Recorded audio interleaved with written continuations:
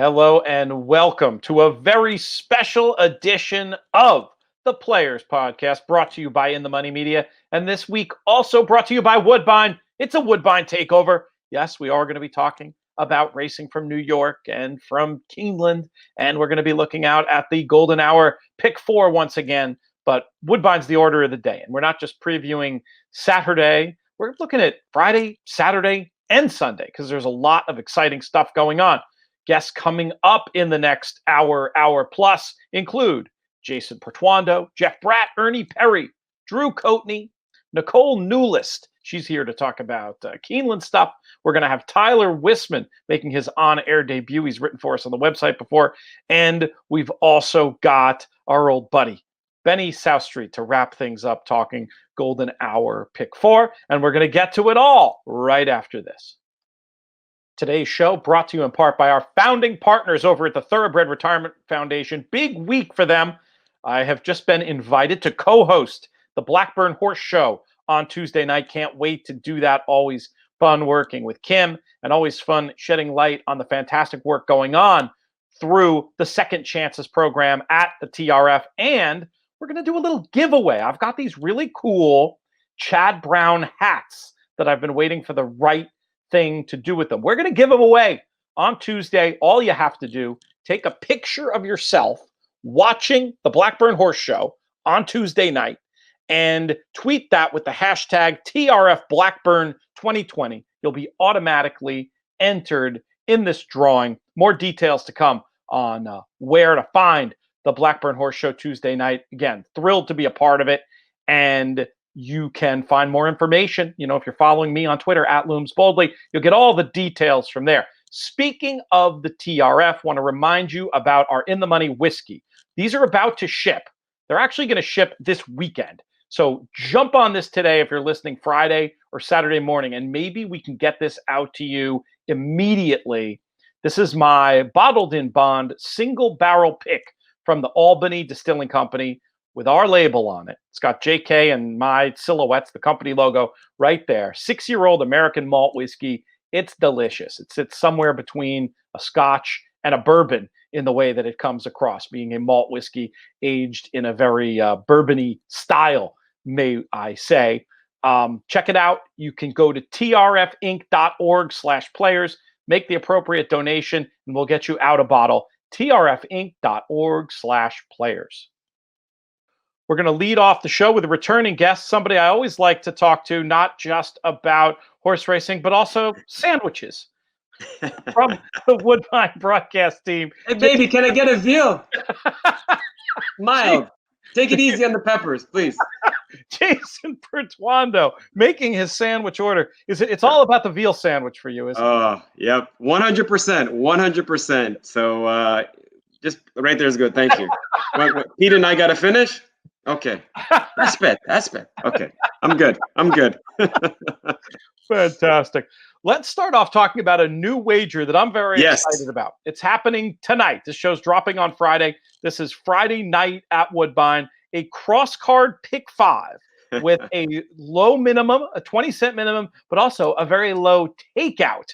I want to get your thoughts on this. I know you follow the harness stuff as well as the thoroughbreds. Yes. Give us a quick run through this sequence, if you don't mind, my friend.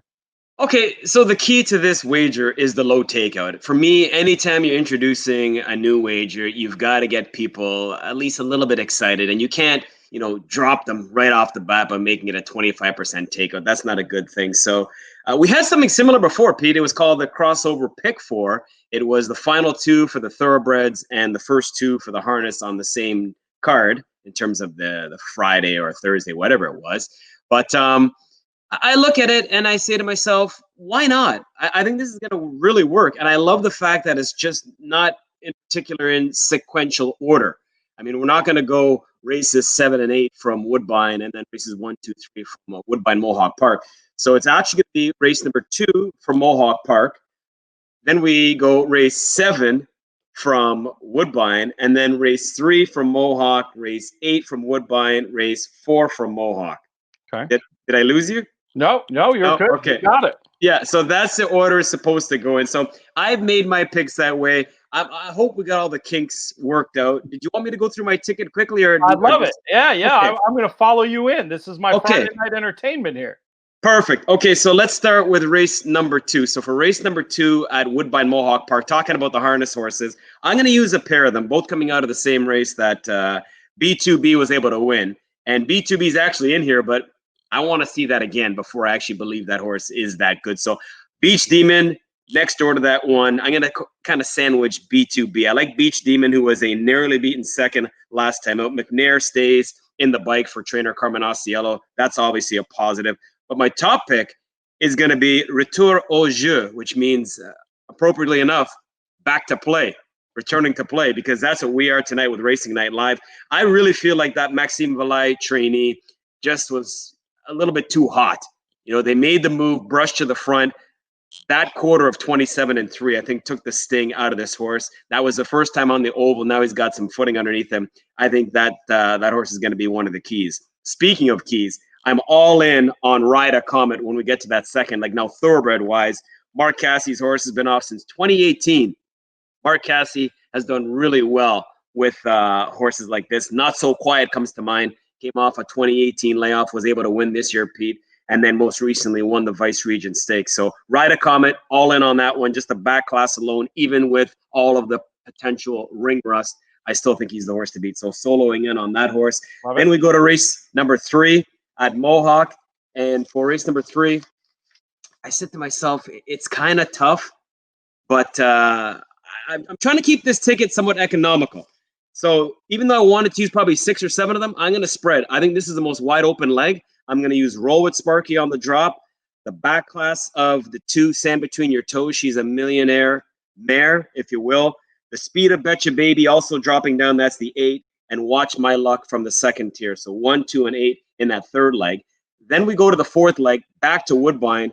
This is the toughest one of the thoroughbred sequence. It's the finale. We're going a flat mile on the inner turf course. I'm going to use 4 of them there. I really just don't have a good grasp on this race, to be honest. I'm going to use the 2, the 6, the 7, and the 8. The 8 being my top pick. He's a gizmo. As long as he gets enough pace to chase, I think he's going to be good to go.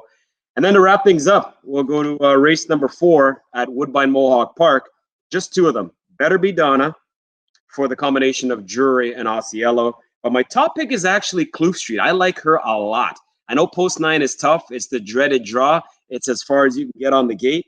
But she was blocked last time out, and she had a ton of pace, but just nowhere to race. I like watching for horses that had trouble trips, especially when it comes to harness. I think Kloof Street is a really good pick. But just in case, I'll put Better Be Donna in there as well. I think if you do the math, it's $64 a ticket. You can also play for 20 cents. It'll cost you $12.80.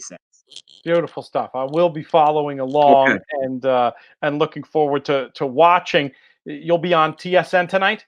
Yes, so we're back with Racing Night Live. Yes, we'll be on TSN. We're on from 7 till 9, so it's very unique. It's a 2-hour program. We cross over the breeds. I've never seen anything like it. Not trying to toot our own horn here, but you're getting 2 breeds on one channel, and it's going to be action-packed with 8 races over those 2 hours. I'm psyched. And I think USA fans can watch it via the magic of YouTube, if I'm not mistaken. Yeah, and you know what? America's Best Racing as well, before we stop, because we put things on pause. It just got to be too convoluted because we were the first game back in town in terms of Canadian sports. But then all of a sudden, you know, the NHL came back and the NBA and everything else, and then it was just a little bit too much. But now we've crowned an NBA champion. We've crowned an NHL champion. Things are starting to get a little bit more quiet. So, yeah, I'm pretty sure, do some digging. There's definitely a way that you guys can be a part of it. Folks can find that on my Twitter. I'll make sure to send out that link. Perfect. We'll be following along. Now, let's move on. We're going to let you off the hook on Saturday. We've got some other folks talking about Saturday later in the show. But obviously, we got to get your thoughts on one of the big ones for this Woodbine takeover on Sunday. And if I'm not mistaken, I asked you to bring your thoughts about this year's Grade 1 Northern Dancer. Am I remembering that correctly? You got it. Actually, you're wrong, Pete. This is the Sing Spiel 2.0 because it feels like everybody's back from the Sing Spiel, right? Same horses, and then throw in Admiralty Pier, and you've pretty much got the lineup. Exactly. You throw in Admiralty Pier, you talked about that one, and Piece of Acadi, and it's somewhat appropriate you mentioned those two because I think those are the pace threats in this race. But to show you how wide open this race is, for the Sing Spiel, all 9 of them finished within 7 lengths of one another when they hit the line there. So to me, there's a lot going on. I respect the speed of Admiralty Pier. I don't know if the horse wants to go this far, though, Pete, because never gone this far. The blinkers come off, so you know they're going to be forwardly placed because that's just this gelding's DNA. So he's going to be going. Stevie Bain opted for this one over Piece of Acadi. Makes sense to me, but I think those two are going to be pushing the pace. And I think Admiralty Pier is going to be waving that white flag around maybe the 8th pole, maybe even the quarter pole, because this is a long way for this guy to go, unless he gets out there and just lulls them to sleep. Gail Cox has got a couple horses in here, Say the Word, as well as the Singspiel Champion, who gets on my nerves, that horse. Count again, because I've tried him so many times, and he doesn't do it. And then he won last time out at 9-1, and I didn't have him. But I'm going to go to Sir Sahib. This horse is kind of owed a good one by the racing gods. You know, he's just... That last trip was pretty good for him in the Singspiel until, I would say, about the 8th pole again. Last furlong, Daisuke had to, go way to the inside and then come back to the outside. And there's too much east-west at the time when you should be going north-south. So that cost him. Now you go to Justin Stein. I haven't checked more recently, but I'm pretty sure he's the meet leading rider. If not, he's second by 1 or 2 behind Hernandez. And I know this horse is riding an 0-for-9 streak. He's going to get a really good setup. Stein and Attard are clicking at 22%. That's a pretty good number in itself. I think they're 13 of 59 if my math serves me correctly. And yeah, I think this horse is one of the ones. It's a wide open race, Peter. Wanted to ask you about quickly my old buddy Nakamura. This horse visually, looked to be traveling all over them last time and just didn't quite find. But looking back at pace figures, the middle portion of the race was pretty quick. I was hoping that the 1.5 miles and the ability to go slower earlier in that middle part of the race, as a result, might just put the sting back in this one's finish. Do you give Nakamura a shot here? 100%. 100%. I don't think any of them have won going 1.5 miles. So the question mark is the distance, obviously. But having said that, Nakamura, he's not a winner at 1.5 miles, but he's got, 5 shares. He hasn't missed the podium. I think he's a legit shot, big time. If you get 3-1, 3.5-1, I definitely would jump on in. For me, it was kind of splitting hairs between Nakamura and Sir Sahib. I decided to keep it local, grow local, pick local, buy local. Sound like a farmer now, but that's what I'm going to do with Sir Sahib. But, if I want to cross the 49th, Nakamura now has one under his girth at Woodbine. For sure, he's a logical play as well. Fingers crossed. All right, Jason. Okay. Thank you so much for your time today. We'll be chatting again very soon. I appreciate the invite. Have a great weekend. Cheers. Enjoy that sandwich. All right, honey, you can bring it now. I gotta go. Thank you. It's time for me to manja. Up next on our Woodbine takeover, we've got from Woodbine, Jeff Bratt. How are you, my friend? It is cold up here, Peter. I don't know where you are, but all of a sudden the temperature's taken a major nosedive. Like fall has really arrived, so it's only appropriate that we have a bit of a fall classic coming up on Sunday in the E.P. Taylor. I'm excited to talk about it with you. Yeah, it's not that bad here in Saratoga. We've had some unseasonably warm weather, but in that breeze you feel in the evening, you can tell. You can tell it's coming. It doesn't surprise. How the leaves turn. That's the big thing. Have the leaves started to turn? Oh, we're well along. We might be in the peak here, and it does make me miss trips up to Woodbine. I have to say, it's been one of the things that I've missed the most in terms of my travel. Which used to be all the time and is now, it hasn't been since March, but the ability to get up there for a weekend of racing like this. Actually, before we get to Sunday, I know you had at least one horse on the Saturday card you wanted to talk about. So maybe we should start there. What are you looking forward to on Saturday's card? So this is the Glorious Song, goes as race number 8 on the program, and you've got horses coming from everywhere, and I mean everywhere. Right to Freedom last started Saratoga. We have a horse that last raced at Arlington Park. Let's go to the West Coast. A horse that last ran at Hastings. Back to Arlington Park we go, and we do have some Woodbine-based horses as well, and they're all coming right here for a $100,000 purse. Mark Hasse, he's been known to uncork a nice horse from time to time, and I think he's got a pretty special one in his barn based on what I saw first time out, and that's super sensational. This was a paid workout first time out. The money showed. We always get these hyped horses whenever you come to track. Oh, this guy likes this horse. This girl likes this horse, And sometimes they don't live up to expectations.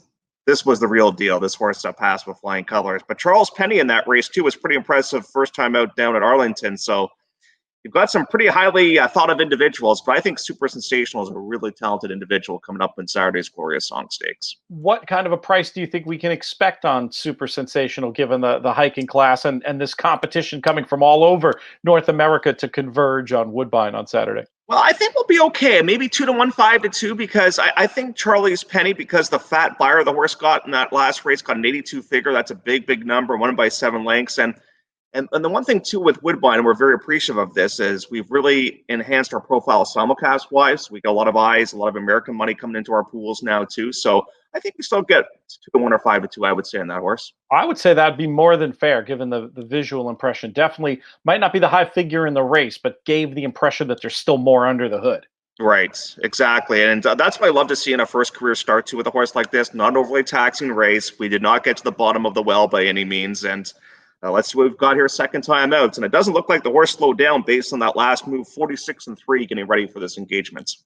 Super Sensational for Jeff in the Glorious Song, race number 8 at Woodbine on Saturday. But you're really here to talk about race number 7 on Sunday, and that's the Grade 1 EP Taylor historic stakes race. Yeah. 1.25 miles on the turf. Very different look without all of the foreign participation this time around. I would imagine some of the local horsemen and or North American horsemen who've shipped up are appreciative of the fact that they don't have to deal with some of those bears this time around. How do you think this one's going to shake out? I'm glad that you brought up that point too, because obviously with COVID, it's been very difficult to travel. And this race, if you look back at some of the winners of this race, they have turned out to be some of the best brood mares in all of thoroughbred racing. It seems to be a great stepping stone to the breeding shed. A lot of horses go to Keeneland to be sold after this race, or go to the Breeders' Cup and then go on to be sold. So this is a Grade 1 event, and like you said, we are missing that European flair to it somewhat. We've got a 12 still in here, a French bred who now is in North America, looking for the first victory in North America for conditioner Chad Brown. Did a run here on the dance smartly and was second best and against Theodora B. Justin Stein and Irad Ortiz, they should be sent to jail for the last 2 rides they've given these horses. They have stolen races on the front ends, and it is unreal, the slow paces that they got in the dance smartly with Stein aboard and Ortiz at Kentucky Downs. And the bad news is, not only did she get away with really slow paces on those days, she's in career best form right now at this point as well. So I'm going to land on her as my top pick. I know I'm not supposed to tip my cards this early, but I just think that from a pace point of view, I don't know who goes with her in this spot, and she's never been better than she is right now. So Stein might be able to wire the field one more time. I also do like what regarding Theodora B. If you look at like the fastest pace figures that Elizabeth Way has thrown down, you could conjure a case in which Emma Jane attempts to be very aggressive, but Theodora B can also sit and finish. Exactly. So no matter the situation, she looks like she's going to be a little bit tough. Where did you land at the end of the day on a 12? Do you think she will be in the mix, or are you squarely against based on the fact that Theodora B has her on the book from the last day? I've got her third in my selections. The one that I put second is Ride for the Cause. If you get a chance to watch her most recent race in the Canadian Stakes, it's very rare that you see a horse make a move that lasts for like 3 furlongs. And this horse was just flying into contention, then just kept on going to win by 4 lengths and beat a Chad Brown horse in the process in Canberra Park. So it was no slouch by any means. And I mean, not only does the horse win, but to win big like that and at 22-1, like it was such a surprising race to see. So I've got that one in the second place position. Elizabeth Way, I'm a little bit leery about the distance. I'm not really sure the horse wants to go this far at 1.25 miles. I know the horse finished third in the dance smartly. I think ideally they would love for the race to be like at a mile and 1.8. But should be a bit of a factor here in this spot. Patrick Gallagher is going to send up pretty points. You would think they would just love to get a Grade 1 win on this horse's resume, if at all possible. I think that's probably one of the main reasons why they're up here. Court returns an improving type. You've got the Queen's Plate Duel of Fukumoto and Josie Carroll. Why not? Why can't they pull off an upset in this race? And Secret Message does like this particular turf course as well, but I'm going to give the nod here to Theodora B. I just think, like you said, if they give the horse an easy pace scenario in here, she's going to be tough to catch. And if Elizabeth Way wants to go, Stein can put on the brakes and can track as well. I was going to keep my eyes on the price on Secret Message and maybe get involved if it got a little bit crazy. Just on the lot, you mentioned the point of you're not going to find too many spots where you only have to beat 4 horses to get grade 1 black type. So it Right. might be hey, we're sending Nakamura. Why not send secret message? That could be part of the logic with this one being here. But based on the best form at Woodbine, based on the best form that she's shown, I wouldn't call her completely out of this race. So I'm glad you mentioned her. At the odds of 6-1, I'd probably say, Yep. that's the price. But this is one that if she managed to sneak away, I thought she was a little bit interesting. I was glad you mentioned her. Yeah, and I think it's a real plus too that she likes this course, because some horses don't like this course because it's such a long stretch as well. Yeah. I think that's why Theodora B ran so well here and then went to Kentucky Downs. If there's any course that could somehow replicate Kentucky Downs, would probably be Woodbine, because of the long stretch that we have here. So she seems to fit this course really nicely. I'll tell you what, though, ride for the cause. Improving horses are dangerous at this time this season, and she's never been better than she is right now. And she's bred so nicely by Candy Ride out of a Giants Causeway mare. And Gail Cox, she just always has a knack of upsetting in these big races, as she did last season in the Rico Woodbine Mile. That's right. We've seen that movie before. Yeah, that's right. That's a good point about Kentucky Downs and Woodbine. They're more galloping, what they'd call in Europe galloping configurations that give horses a time to get going. And as for Secret Message, I mean, obviously ran in the race last year, but that you just can't even worry about that non-effort, because that was not a case of the course having anything to do with it proceeding as long of a layoff as it did. I just think something went wrong there. And I think that race came up tougher than this year's edition has too, because you did have some Europeans in it, and Starship Jubilee won it, and she's Canada's Horse of the Year, and we all know what she's done this season as well. So I don't think this edition has come up as tough as last year's EP Taylor as well. There's a bunch of ones to keep in mind. Jeff, thank you so much, and we'll check in with you again before this Woodbine season is out. If you think it's cold now, just wait.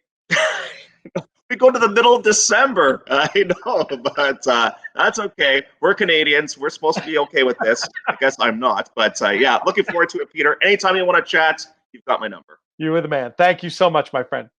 Today's show brought to you in part by our friends at Stable Duel. A new breed of gaming is here.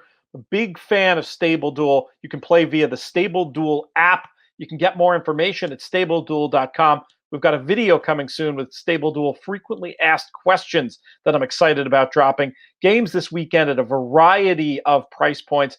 Different way to play the horses, combining elements of fantasy sports, fixed odds betting in a certain way of looking at things, horse racing contests, and of course, traditional horse playing. There's a lot going on. This is a great way to get action throughout the day. Check out the full lineup at Stable Duel via the Stable Duel app.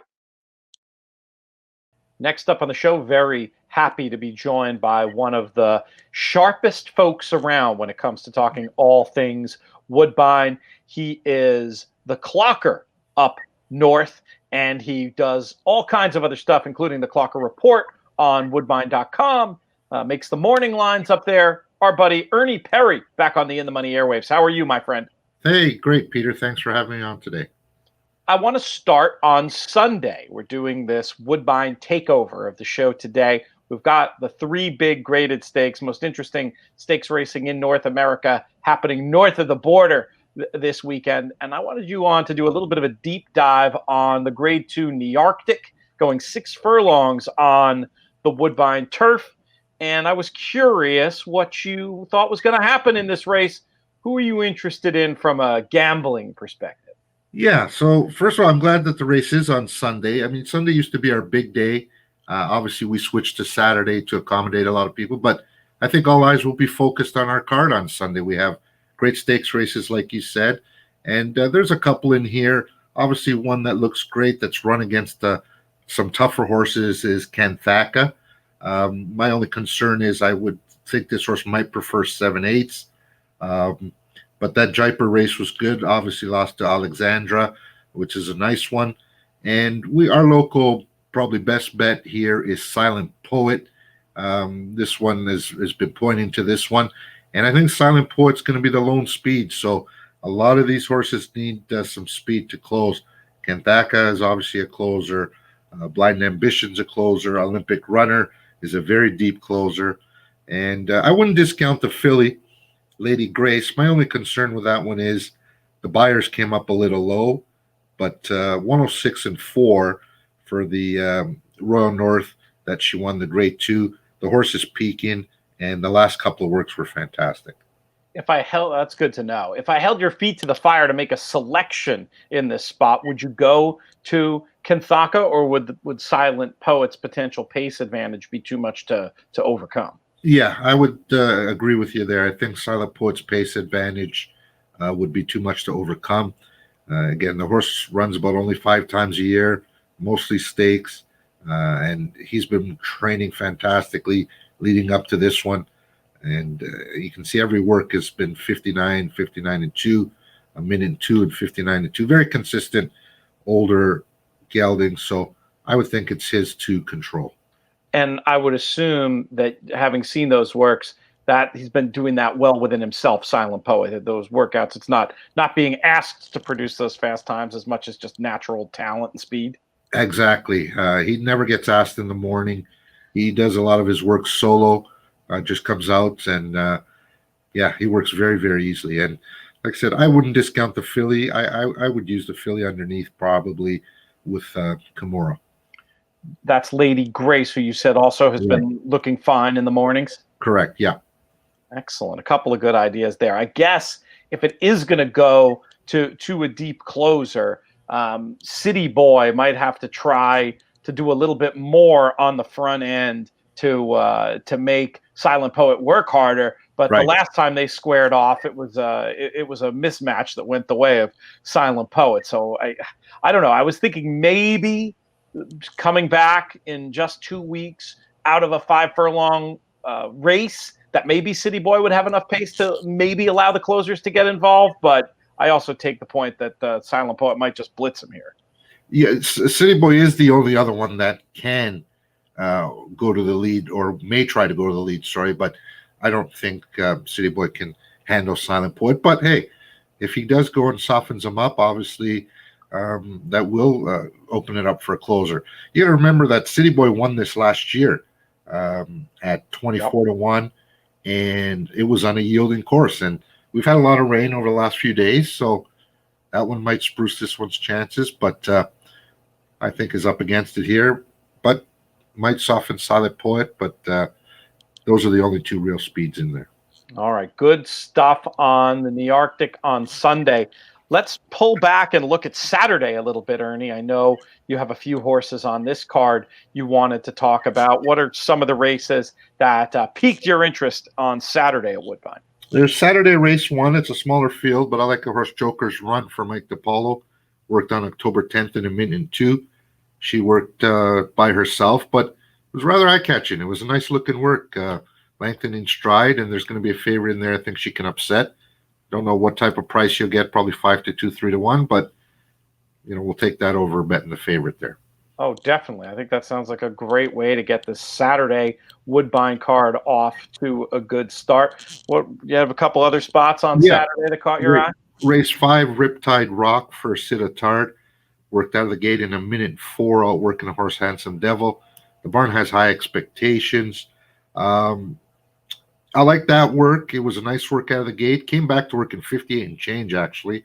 So it was a little too quick for my liking, but, didn't really ask too much. And the track was wind assisted that day, but that minute and 4 gate work on October 4th was quite nice. So Riptide Rock in the 5th race on Saturday.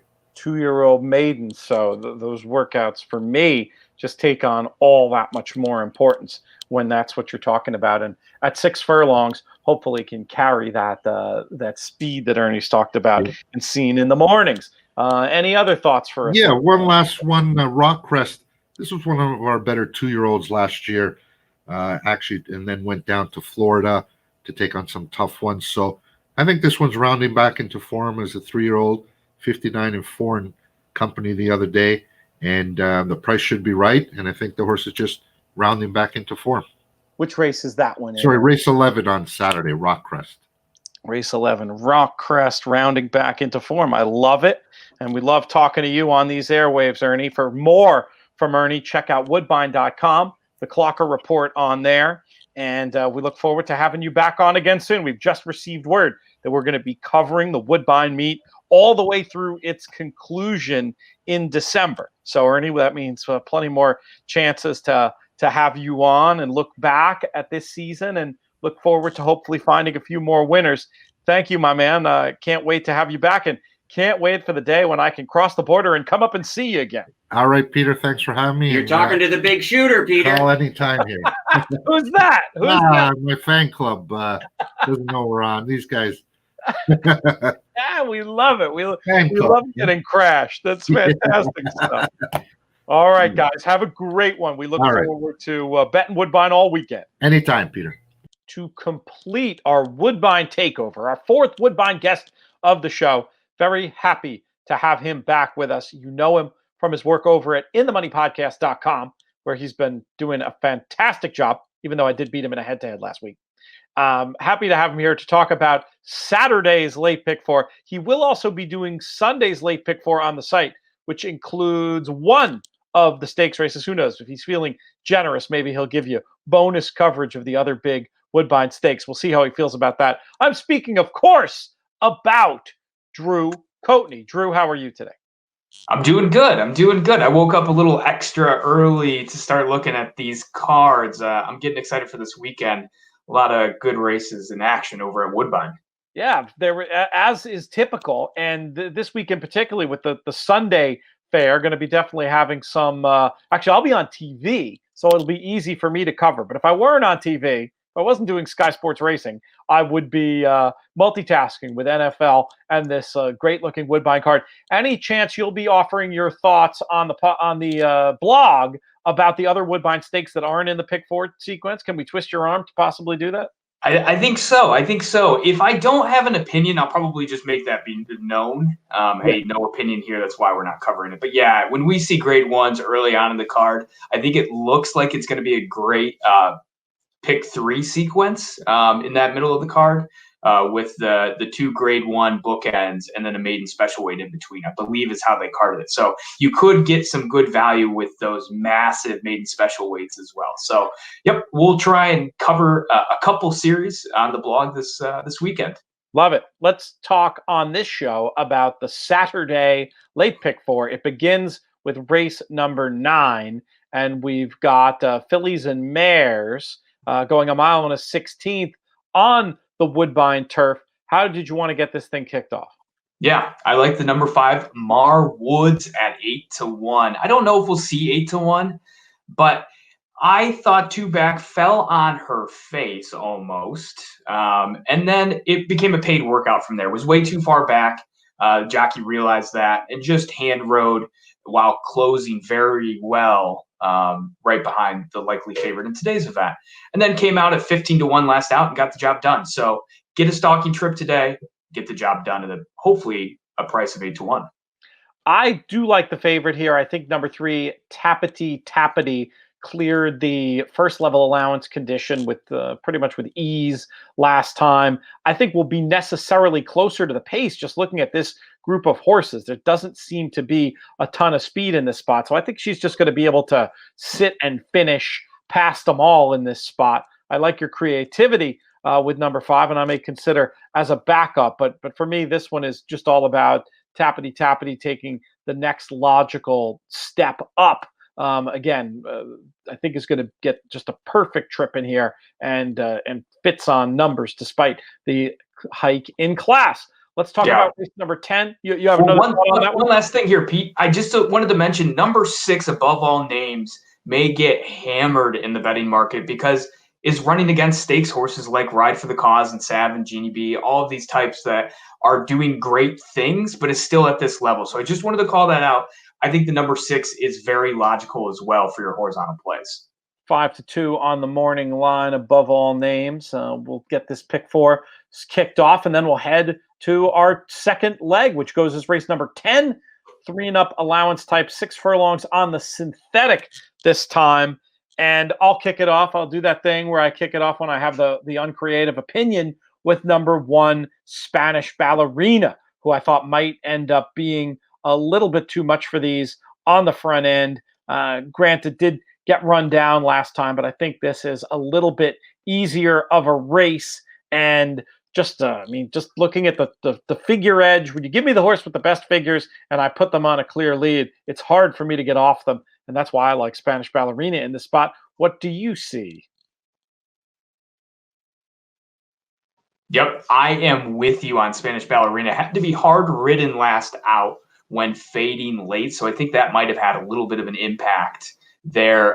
Roman Dioro has been a great horse. We've been chasing on the podcast as well in the blogs, and finally got that job done. So most logical for me is the number 1 Spanish Ballerina. But if you're looking for something creative, there's a 3-year-old in here drawn wide, the number 9 High Bobby, making its second start off of a layoff, and looks to project forward if there is enough pace to run into. So we'll call that as a great exotic use underneath, if not a little bit on top of my horizontal. So the number 9 High Bobby, but number 1 Spanish Ballerina, the most logical. Let's move on to race number 11. Starter allowance ranks going 6 furlongs on the synthetic for 3 and up. And I'll let you kick this one off. How are we going to keep the good times rolling here? Yeah, I am on number 7, Ennis the Menace. Just looks to have some really good speed here as well. And I just think has been hitting all of the boards except for one start. Considering the first race for this one was on the Tapeta and ran really well, I think this one could get the job done and still has upside left for it. So the number 7, Ennis the Menace for me. We've talked about this horse endlessly on the Sky Sports Racing broadcast when I'm on with Tony Ennis, who habitually backs this one and has had some success with that technique. Nothing wrong with you mentioned the one off the board finish. That was against Stakes Company, so I'm not particularly holding that one against Ennis the Menace. Moved maybe a hair early last time into a pace coated red. I just needed 2 here. One was going to be Ennis the Menace, and then I was also going to use one we heard about a little bit earlier on in the show from Clocker Ernie Perri. Was a big fan of Rockcrest's recent track work and thought this one was going to put together a career best effort. If he does that, that'll put him right in the mix. 4 and 7 for me in race number 11, which moves us on to race number 12. We've got 2-year-old maidens going a mile on the inner turf. And I'll ask you the eternal question, Drew, how are we going to get paid? I think this starts with or ends, I should say, but starts our conversation with number 5, Hadley, from CJ Thoroughbreds. Last out on the debut, I think the class level was just too high. They were running too fast, didn't have anything to really run into that day, and finished a measly 8th. But I think today fits the right level and could take a step forward for Kimura as well being on board. So I'm on the number 5, Hadley. Happy to share some other thoughts because I think you can go a lot of ways, whether it's number 10, Al Valor, to try and make a case for, the number 3, Mitzi, at some higher prices.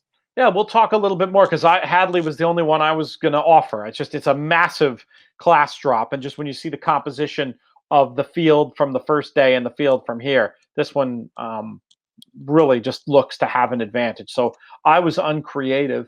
Any others you might want to mention as possibilities for those looking to spread in this last leg? Granted, I love it. People are going to see 2-year-old Maiden in the last leg, and everybody's going to want to spread. So if you can narrow down, it's a great spot to do it. But what other numbers will be on your ticket?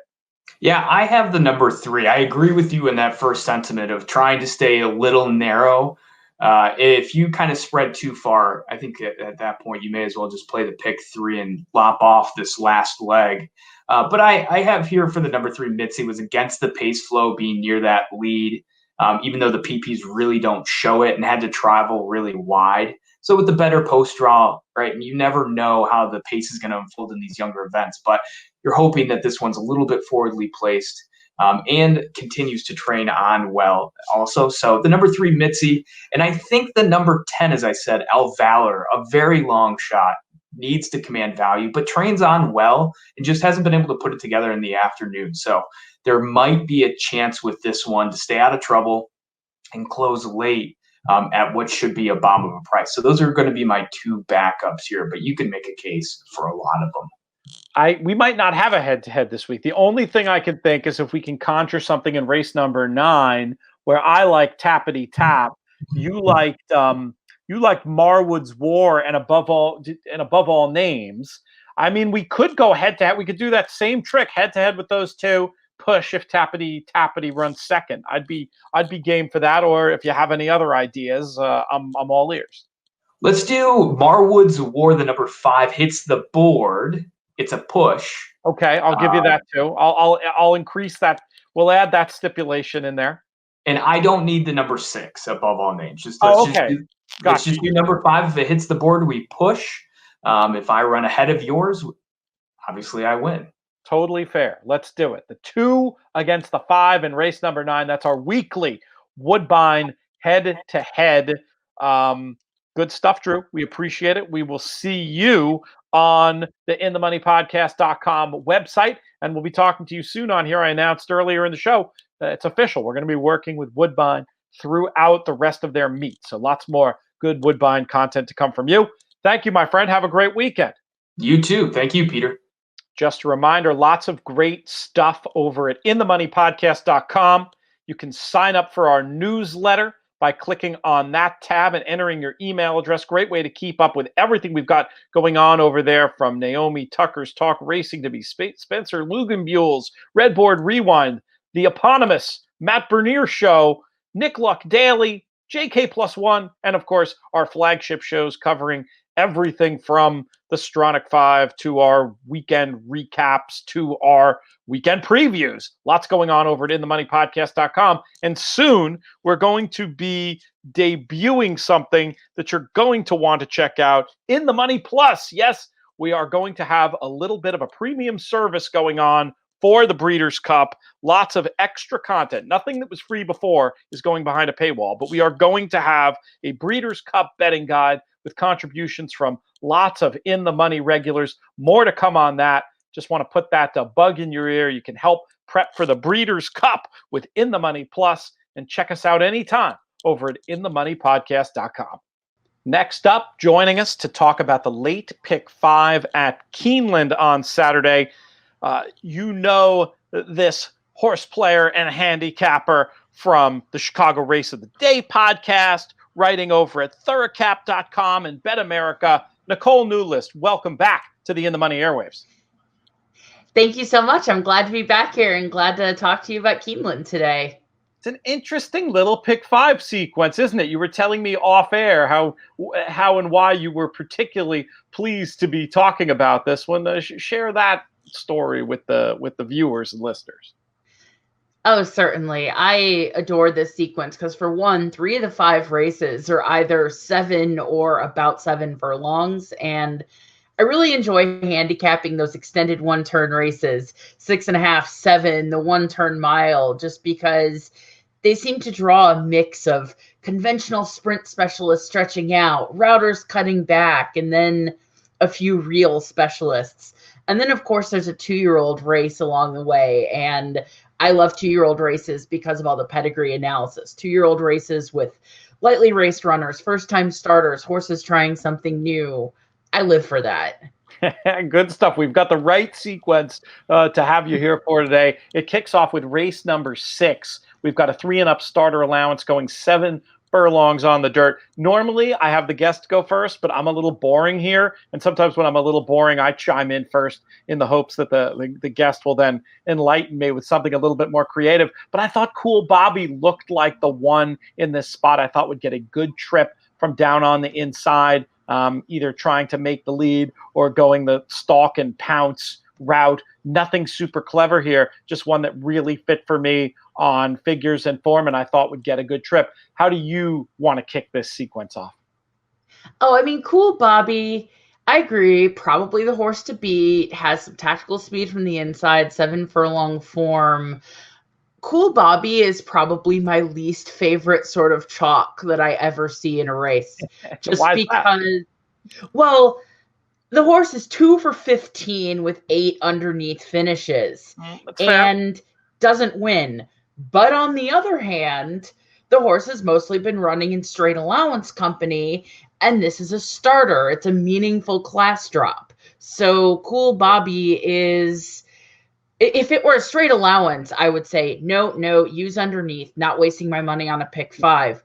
Cool Bobby, if you're going broad, you kind of have to cover him because even though he's 2 for 15, those losses came in allowance races, and the last time he dropped out of an allowance, he won a 50,000 non-2 by 10, and it was over the extended 1-turn mile at Churchill Downs.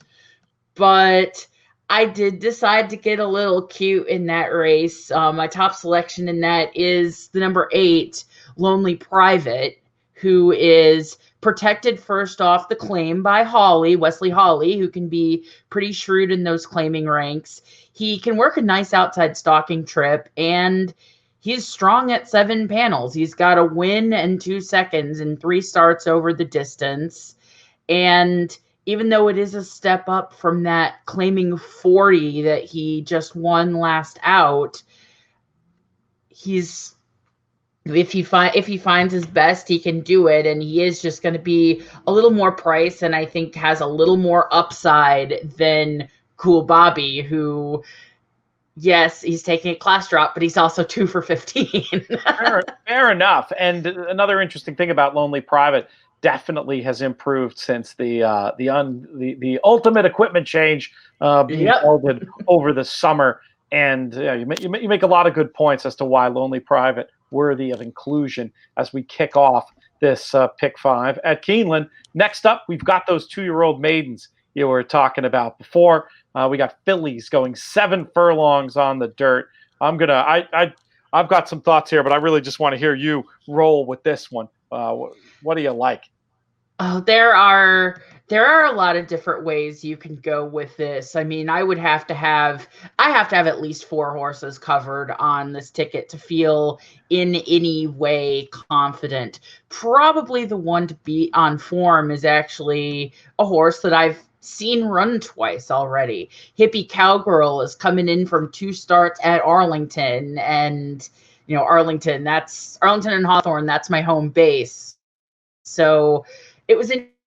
And I was walking back to my table inside, and I'm like, okay, this is actually still a little better than I expected to see her run, given how short she's going, because she's well bred. She's by Not This Time, out of the same mare that produced Creative Cause, Vexatious, and Destin, all by Giants Causeway. So very closely related to those, and class. But we're still talking 1 turn here. The dirt, I don't think is going to be a problem. The siblings like the dirt, the pedigree, not This Time, obviously, liked the dirt. Pedigree suits. I still think 7's going to be a little short in the long run, and Hippie Cowgirl's probably going to find her niche going 2 turns. But the switch to dirt should be good, and a little extra ground should be good too. The one who I'm probably most interested in, just oddly enough, less of a pedigree play and more of a trainer play, is a number 11, Thinking, who debuted at Kentucky Downs. Kentucky Downs, it's kind of taxing. It doesn't tend to be the most friendly track for debuts. Didn't run bad, passed some horses to run 6th, and actually wasn't too far out of 2nd with a runaway winner in that race. But Trader Graham Motion is really nice with 2-year-old maidens going turf to dirt. In the last 5 years, he's made that move 21 times and won with 5 of them. And then, of course, by first crop sire Nyquist, who's off to a really hot start, already hitting at 21% with both with both runners in general and dirt sprints. So, the switch to the dirt, I like the trainer angle there. The Nyquist should be good for that. The other 2, other than Hippie Cowgirl and Thinking, who I won't be happy unless I have covered on my ticket, is actually the pair from the Tom Amos barn. The number 4, Miss Dial, who is a full sister to Shalon, who was a debut 2-year-old winner and a stakes winner and grade 1 placed, Breeders' Cup filly mare sprint placed, going 7 furlongs on the dirt. So there's that sibling who won first out. I always love to see a sibling who won first out. It's always nice when the full sister is really good at that specialist distance too. And then the other Amos horse is the 10, Wicked Bizu, who, as you would guess from the name, is by Wicked Strong and a half to Midnight Bizu. Midnight Bizu, of course, had some good 2-year-old form. Didn't graduate till third out, but was only nosed out on debut. So ran a good race first time out. And again, Tom Amos, he's just debut juveniles, very solid. 24% winner, 47% in the money. So yeah, those are the 4 who I'm keying in on. Although, again, there are a lot that you can go. And, that's just my A column. Looking at my B and C column, we could go on all day about this race. You can definitely spread here. A few ideas to follow up on. I thought, and this is just anecdotal, I thought where you were going with the Nyquist stat was, I feel like that he's had first out winners, but he's had plenty that have needed the race to get. I feel like I've personally seen 2 or 3 second-time starters that have stepped up mightily. So that was an angle I was interested in potentially with thinking. I do think looking at this pedigree from a macro point of view might still need more ground than today's 7 furlong. So thinking is one, like you mentioned with Hippie Cowgirl. No matter what happens today, I'm going to keep them at least somewhere on the radar. The goofy one I wanted to mention was number 7, Belfiore. This horse did not run badly at all on a day at Churchill where it seemed like ground loss mattered and ended up pretty wide around the turn.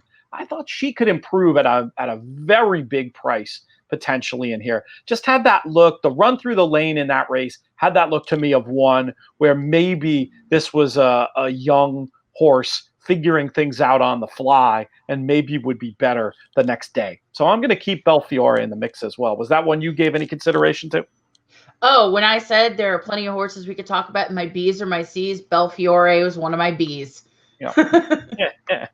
Let me know. Where do you have, obviously some of the pedigree stuff you're doing is from memory, but it also sounds like you have some pretty good sources of information when you're looking at siblings and if siblings won first out. What advice would you give to horse players who are looking to get better at that part of their game?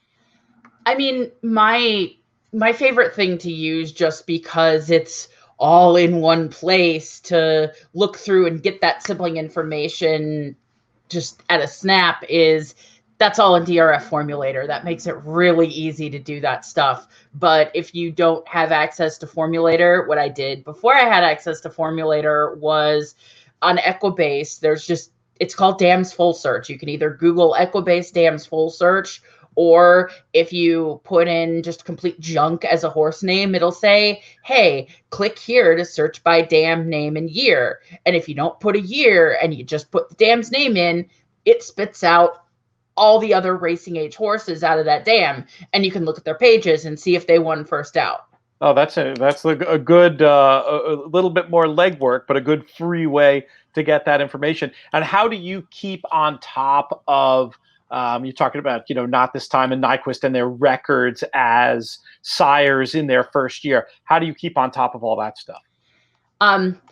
Again, that's also at your fingertips if you have DRF Formulator, but if you don't have that and want that information, a lot of the stallions, I can't say you can get it with all of them, but a lot of the stallions on the Blood Horse Stallion Register, the ones at the major stud farms, will have pretty comprehensive statistics about the stallions.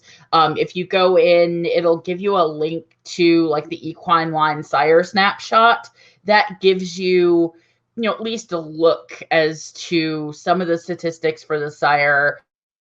Thing that's useful is the Brisnet Ultimate PPs. Like I'm a PP double fister. Like I've got Formulator open in one window and I've got Brisnet Ultimate PPs open in another window. Like I'm a double fister. That allows me to see the different statistics that they both show. That allows me to compare the different speed figures, because sometimes, if you see a horse who is a standout on one scale but isn't on the other, versus if they're a standout on 2 different scales, that's helpful for me. I mean, it takes a while to go through, but the more information, the better. So they'll have statistics on there, like on the Brisnet PPs, they'll have, statistics for mud, statistics for first time out, statistics for first time turf, if it's a turf race. So that's very useful. And actually, way when I started handicapping, what kind of got me into the habit of using the Brisnet PPs was the maiden races, because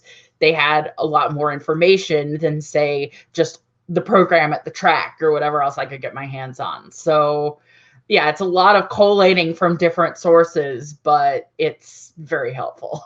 I love that concept of the PP double. That's good stuff.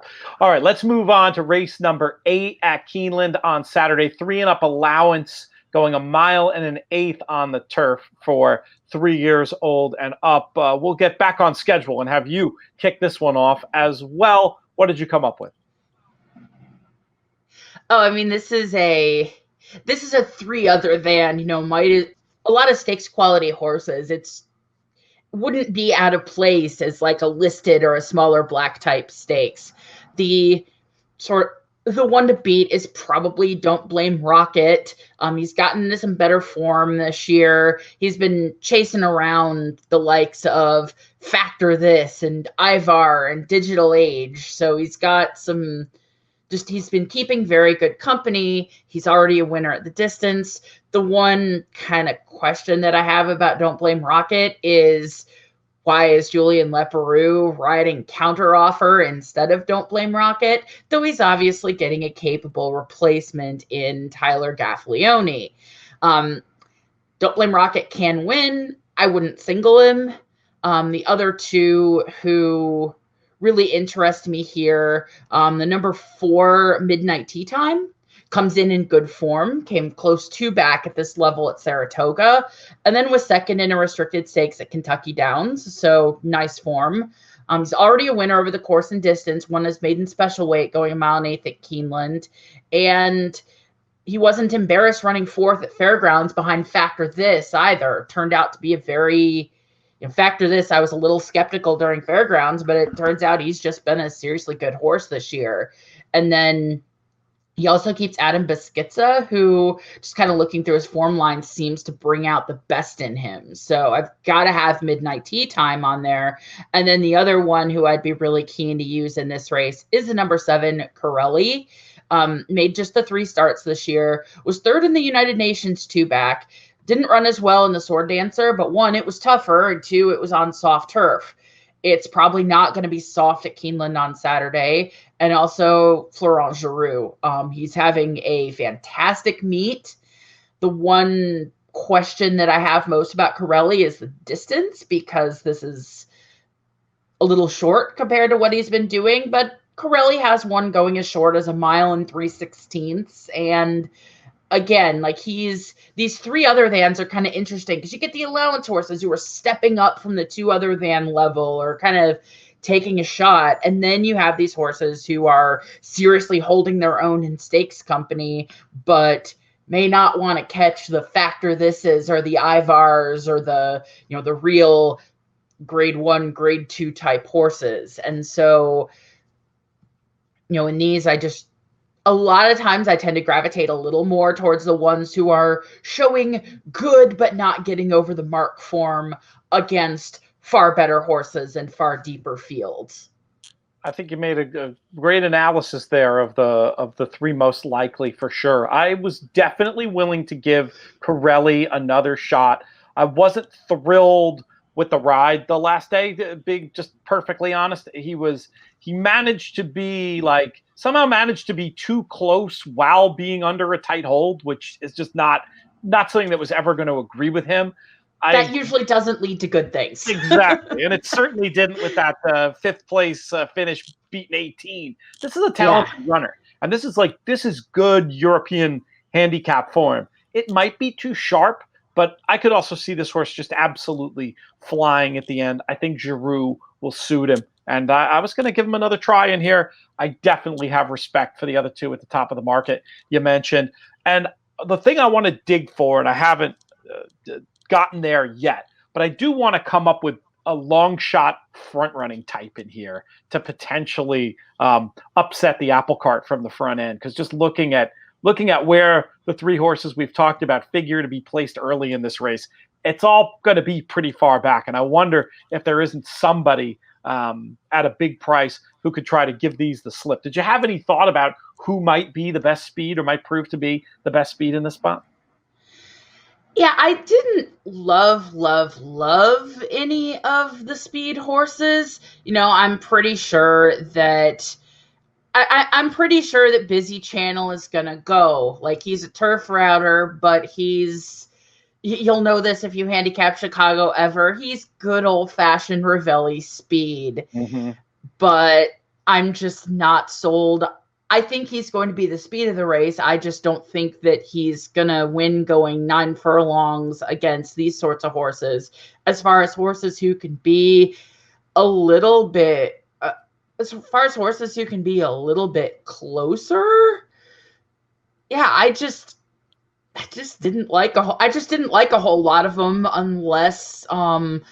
unless it goes really deep in the also eligible list and Cullum Road draws in. He can sit a little bit closer. He likes Keeneland. He likes the distance, but his biggest challenge might be just drawing in. But if he does, then it's, he finally stretches out to 9 furlongs for the first time this year, and we may see the better of him. It would require a different kind of trip, but one I'll throw out there as maybe one who could try to be more of a stalker than a closer in this group.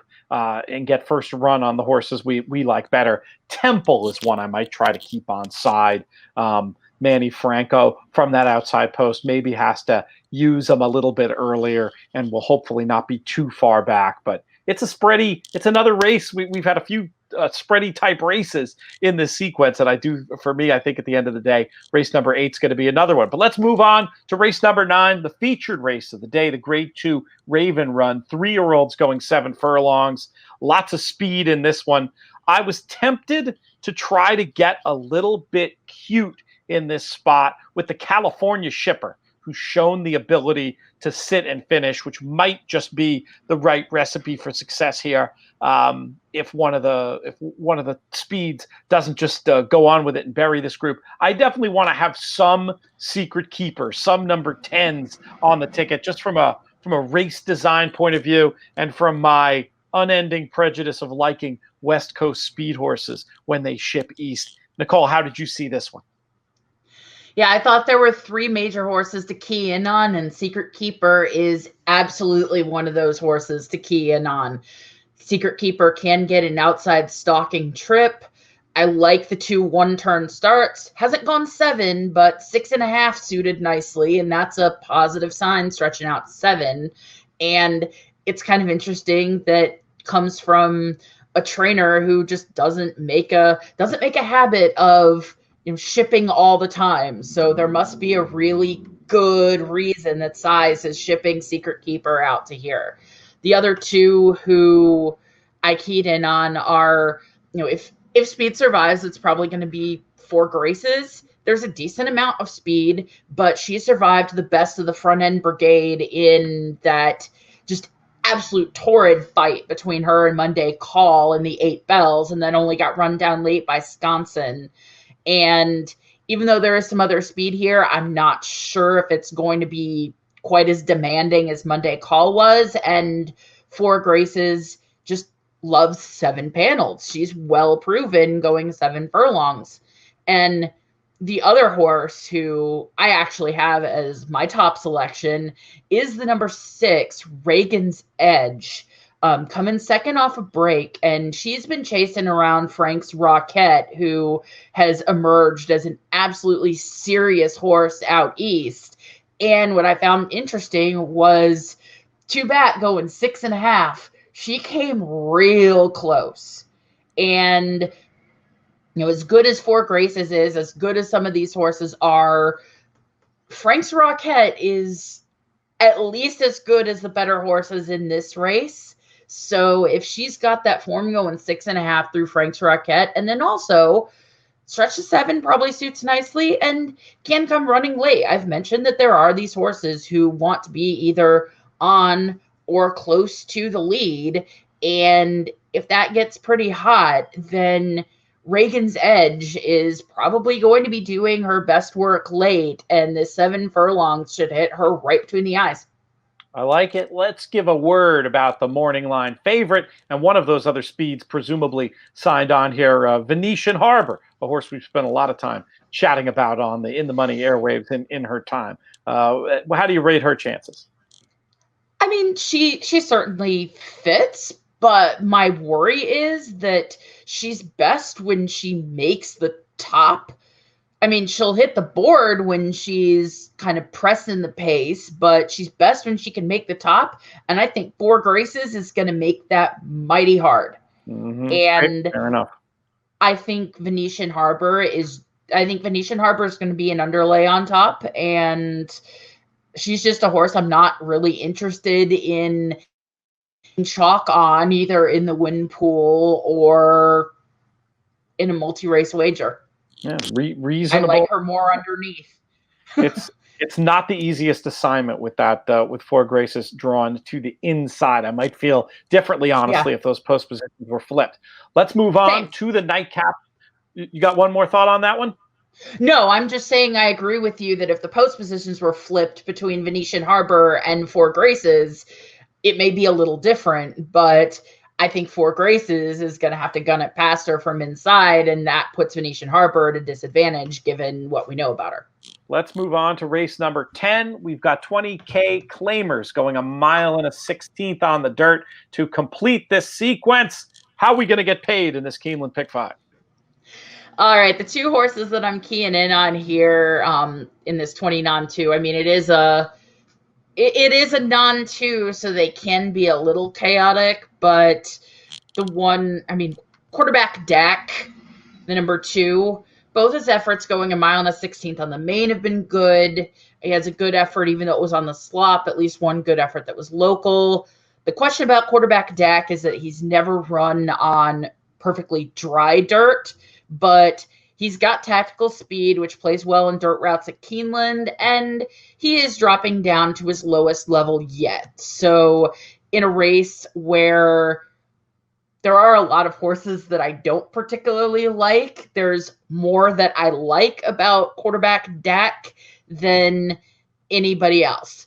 The other one who just seems eminently logical to me in this spot is number 9, El Supremo, who he was pretty well beaten for 30 last out, but he drops for his lowest tag yet. His one win did come at 1 mile and 70 on the dirt down at Fairgrounds.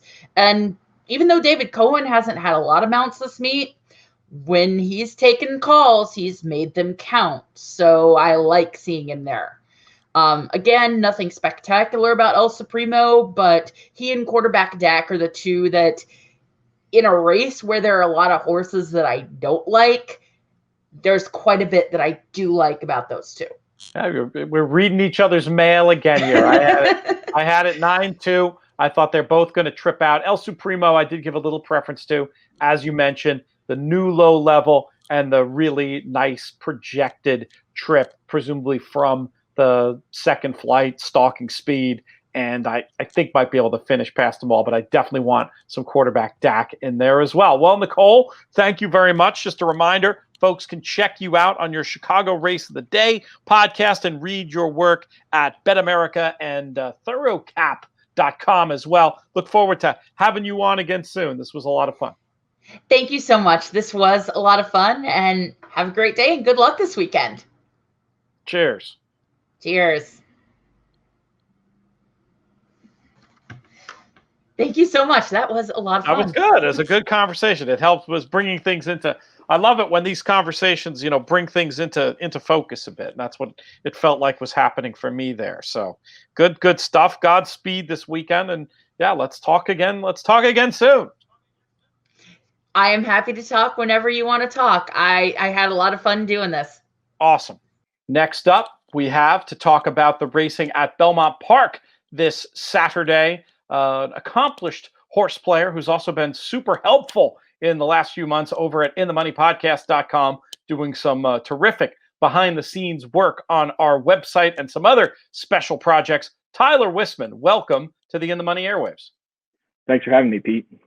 So first and foremost, it looks like this Pick 5 sequence is going to be affected by rain. When you went through these races, did you look at them both ways, both for potential of staying on turf and also possibly being off? I did, and definitely for the 2 maiden races, I kind of get the feeling that those are probably the most in jeopardy. I think the stakes race, it's a feature, they may try to salvage. Either way, I think the 2 maiden races are pretty straightforward, regardless of whether they're on turf or off. So we can quickly capture each way. Great. One thing I did want to ask you about also before we continued is, do you like betting off the turf races? What kind of opportunities present themselves in those that come up again and again? Yeah, I do think that, the public can oftentimes, at least in the win pool, they seem to misbet some of the off the turf races. So I do think there can be opportunities. I think that the smarter money in multi-race sequences, probably it's not, you can't get overlays as often as in those types of sequences. And then I also think that there's a slight difference in there's off the turf races because it's actively raining and the track is sloppy. And then there's something that looks like it's more of what we'll see tomorrow, which is the rains today, which could put the turf in jeopardy for tomorrow, but the dirt track should be relatively straightforward and good if not fast. Yeah, I agree with you. You do see horses with good turf numbers who can't stand up on dirt getting over bet, and then you do see more opportunities with bias when it's the either the drying out track or the sloppy track. But there's a lot of things to pay attention to. Let's start off with this 6th race at Belmont on Saturday. I think that's the right one. That is where the pick 5 starts?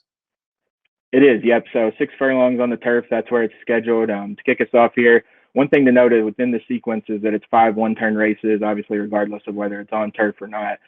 So, there's no 2-turn route. So something that if you're a sprint player, you might like this sequence. I think real quickly, if this race comes off the turf, I think that the number 2 Pacific Legend will be very tough. The horse has some pedigree as a foal to Pacific Gale. Abreu's numbers on first-time starters are pretty solid, and if you sort of isolate that to just 2-year-olds on the NYRA circuit, it gets even better. The only negatives I could come out with Pacific Legend were that the horse was gelded with that pedigree before the debut, so there perhaps was some issue. And then I believe there was a turf workout when the horse was up at Saratoga, which maybe made me think they didn't know exactly what to do with this horse. Nevertheless, I think relative to the ability of the other horses on dirt, if the race comes off, that would be a single for me. If the horse stays on, I think that it's also a 2-horse race, pretty straightforward. The number 10 Boater Protection and number 4 Texas Basin. If you look at the Chad Brown horse, it's a half to Musical Romance. The horse, obviously both horses, the 4 and the 10, kind of closing into slower fractions in that debut. The comment's a little bit interesting. You see the 6 wide comment there. The horse, in my opinion, had a perfect trip, sat, an inside trip, tipped out at the top of the stretch and really wasn't 6 wide until he got into the stretch. So ground loss was not an issue at all there. I sided with the George Weaver horse, number 4, Texas Basin. Again, I would use both of these horses if it stayed on, but that horse had an awkward start and was genuinely 4 or 5 wide around the turn.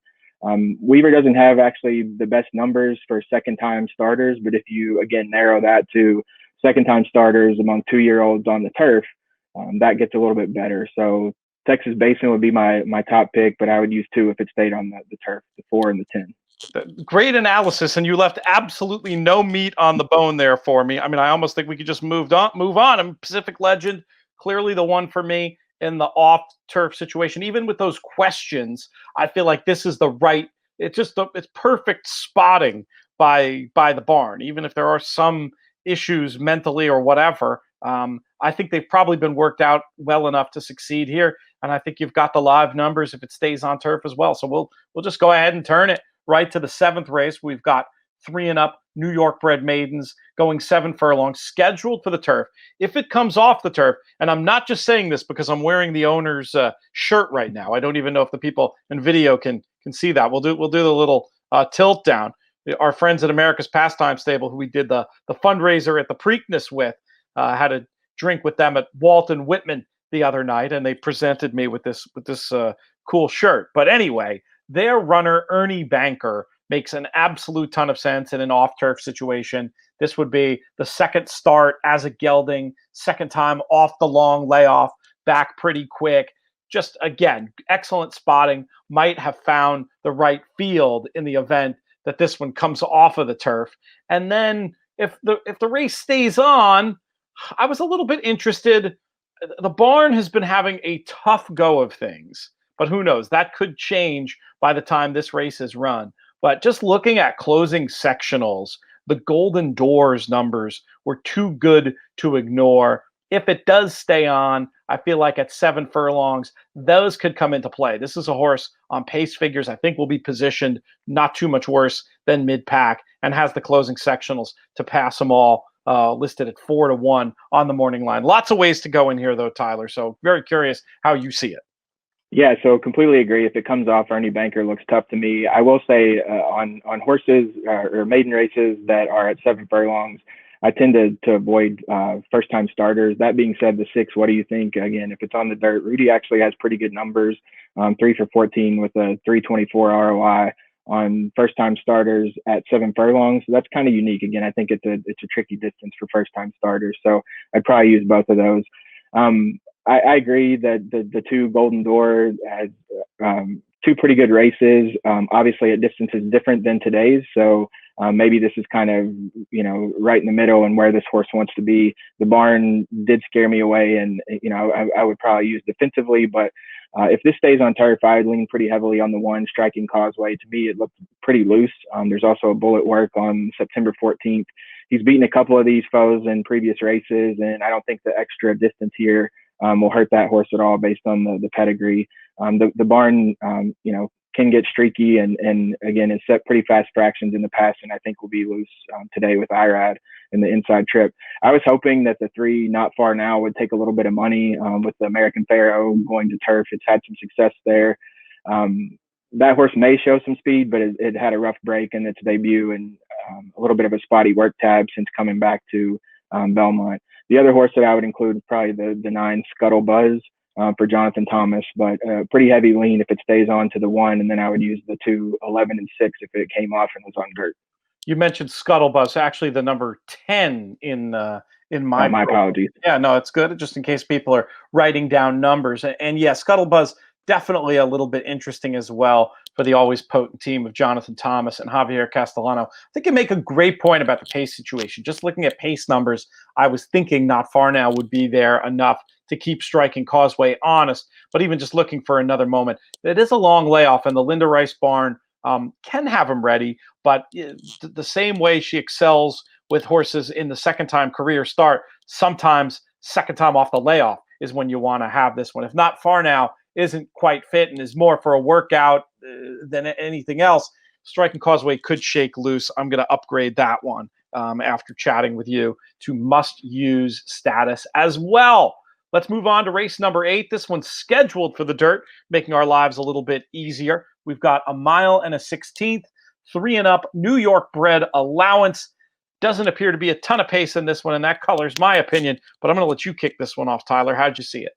So, we ended the last conversation with Linda Rice, and I think that she's going to have the shortest price favorite of the sequence with the number 4 Cold Hard Cash. So 7-5 on the morning line, Jose Ortiz up.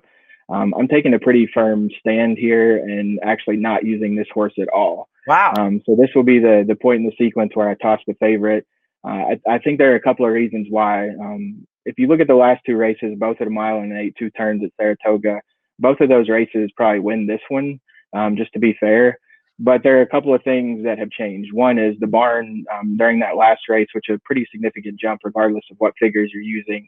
That was in a 2-week stretch where Linda Rice, I think, won like 5 of 13 races. She could seemingly do no wrong. She's cooled off considerably since coming back to Belmont. I think she's only in the month of October won 1 race, and that was on October 2nd. So she's won a few out of town at Finger Lakes, but again, her Belmont string has again cooled off pretty significantly. I also think the horse just seems to like the 2-turn 1 mile and an 8th distance. Clearly the best 2 races that are on the paper there. Yep. So with that, I will single a horse in this race, and I'll look a little bit further outside to the Mike Maker barn with the number 7, 6%. If you look at the Maker barn, his barn was hot, obviously finished 3rd. So Cold Hard Cash finished ahead of him in their race in Saratoga, but that was in the barn of Jimmy Jerkins. And now this is second time Mike Maker at a distance that probably more suits this horse. Again, Mike Maker hasn't missed a beat. He continues to be hot.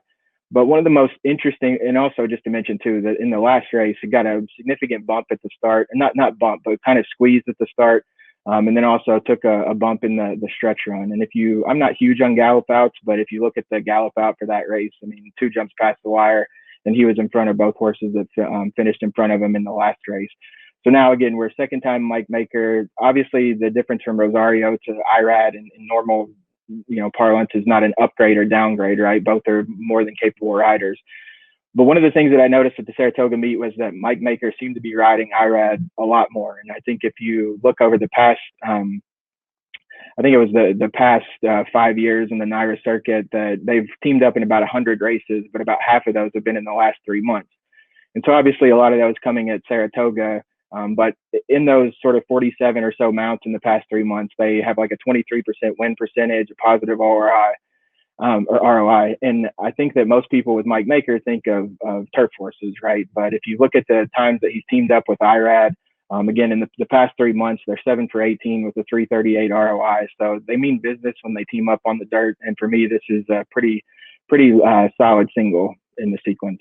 That's some strong praise. I like them pretty equally for different reasons. I mean, I think every trip player is going to be all over 6%, this number 7 here, for the reasons you said. I couldn't get over what I perceived was the pace advantage that Cold Hard Cash was going to have. But you make a great point about the mile and an eighth at Saratoga being a very different discipline than this 1-turn mile and a 16th that's going to be going on here. So we're going to have to, we'll see how that shakes out. One other I felt like was at least worth mentioning now in the third start off the layoff, facing an easier group and maybe being able to trip out. Number 5, Beach Access, I thought was a bit interesting at what could be a big price. Pace-wise is my biggest concern, getting back to number 7, 6%. But maybe the jockey switch will be the key there. I mean, you talk about the switch from Rosario to IRAD being a lateral move, and I think generally that's right. But I think in the case of 6% specifically, it's a positive thing, and not just because of those trainer jockey stats you mentioned, but just because for me, IRAD more aggressive and hopefully not going to get one of, Joel, he really likes to hold them for as long as he can. And that's one of the reasons he's such a good stretch runner in so many instances. But in a race like this, without that much speed signed on, I'm hoping IRAD will have that one closer. I'm going to use all 3 of them. But how do you see the pay? Since you're singling 6%, I can imagine you've seen this race play out in your head. Where do you see this one positioned throughout the running?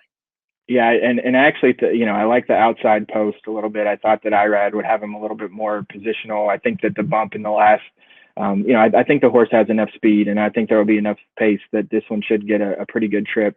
Before we close this one out, the only negative that I have with this horse is the weight break, right? So it is spotting the favorite Cold Hard Cash, a few pounds of weight, and that, 4-year-old versus 3-year-old.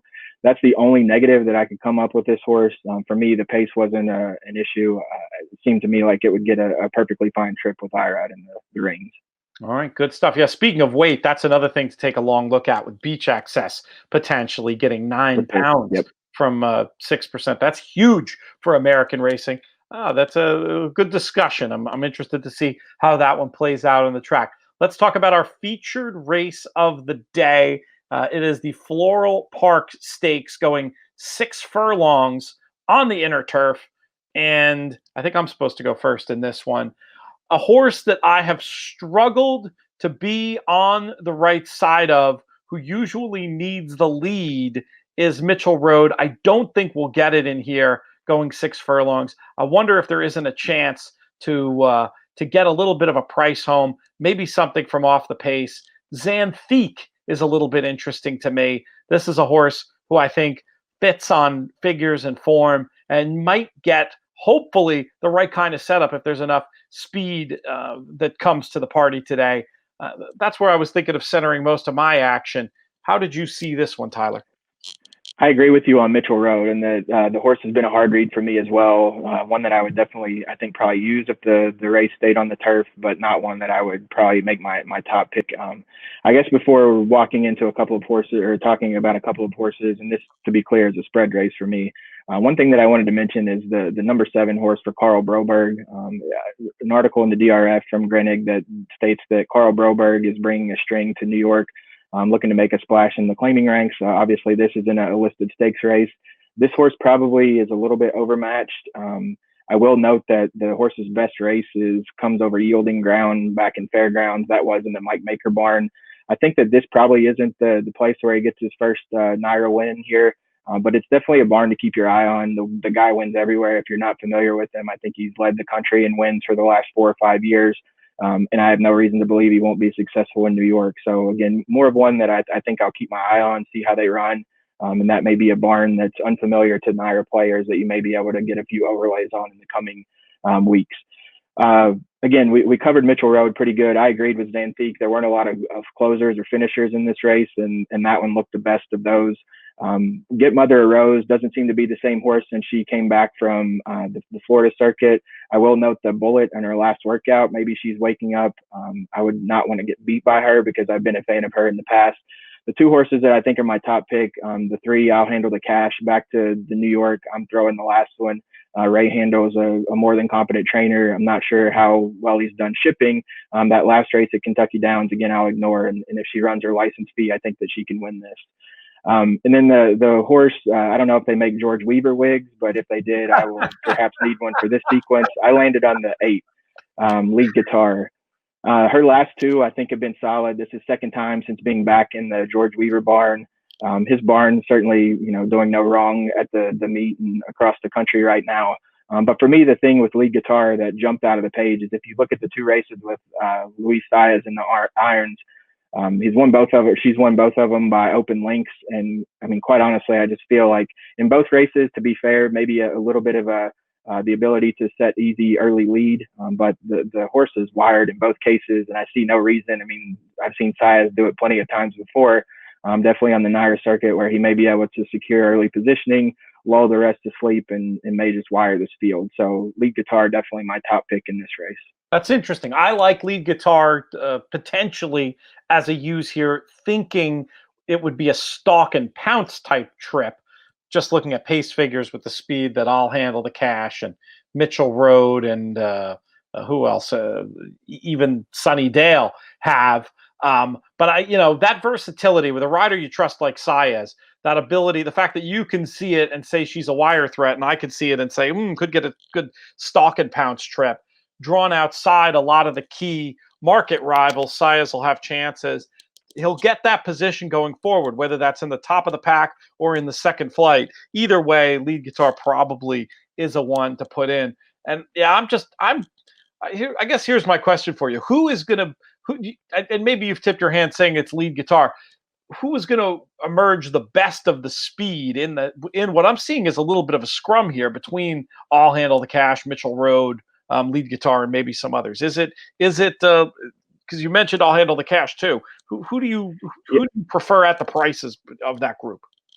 Well, I do think, it's 2 different discussions, right? I think that, again, the license fee, if you look at that, Jose was pretty aggressive. I'll Handle the Cash, the switch to Dylan Davis. I mean, he's ridden the horse in the past and not been quite as aggressive. So I just didn't think that perhaps I'll Handle the Cash would be sent in this case. With regard to Mitchell Road, I just thought it was, route speed or more miles speed compared to the 8 Lead Guitar, who is coming out of, perhaps shorter races. And again, I think that probably some of those pace figures for Lead Guitar are due to, one, the horse being in another barn, but also predominantly having other riders. And again, if you look at the races with Saez, the horse has gone to the lead. If you look at every other race on the paper at the first call, it's not been on the lead. Yeah. So again, this is more of what Saez is perhaps thinking and what has been effective in the past, as opposed to, whether or not the horse is quick enough. You make great points, and you're right about Mitchell Road. I mean, I think of Mitchell Road, having watched her for these last several years, as the lead type, because that's when the wins come. But it's all routing.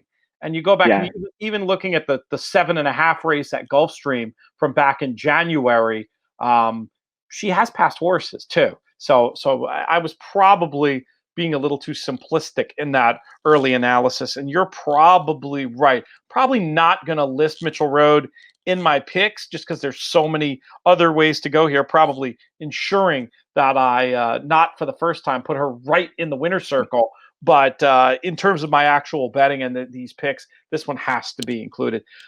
I do think they're going to do everything they can to keep this one on the turf, which is why we've talked about it this way. But if this one does happen to go onto the dirt, do you have an opinion? I'll probably look at the race completely fresh if it does come off. Nothing leapt out at me. But what was your thought on that? I mean, I will say if this one doesn't stay on the turf, the sequence in general is probably less attractive to me. The 15-1 on Sunnydale, I think is with obviously because the horse is not entered as an MTO, right? But the horse has plenty of ability relative to the rest in here. And while granted there is an MTO just to the outside with Slimy, I kind of thought that I would stand alone with Sunnydale if the race came off the turf. Best dirt numbers and should have a pace advantage. So I think you're probably onto something there. Of course, the 15-1 will not materialize should it be taken off. But great notes. Let's move to our final race. We've got 3-and-up New York bred allowance types going 7 furlongs on the dirt. And I will pose to you the question I always like to ask: how are we going to get paid?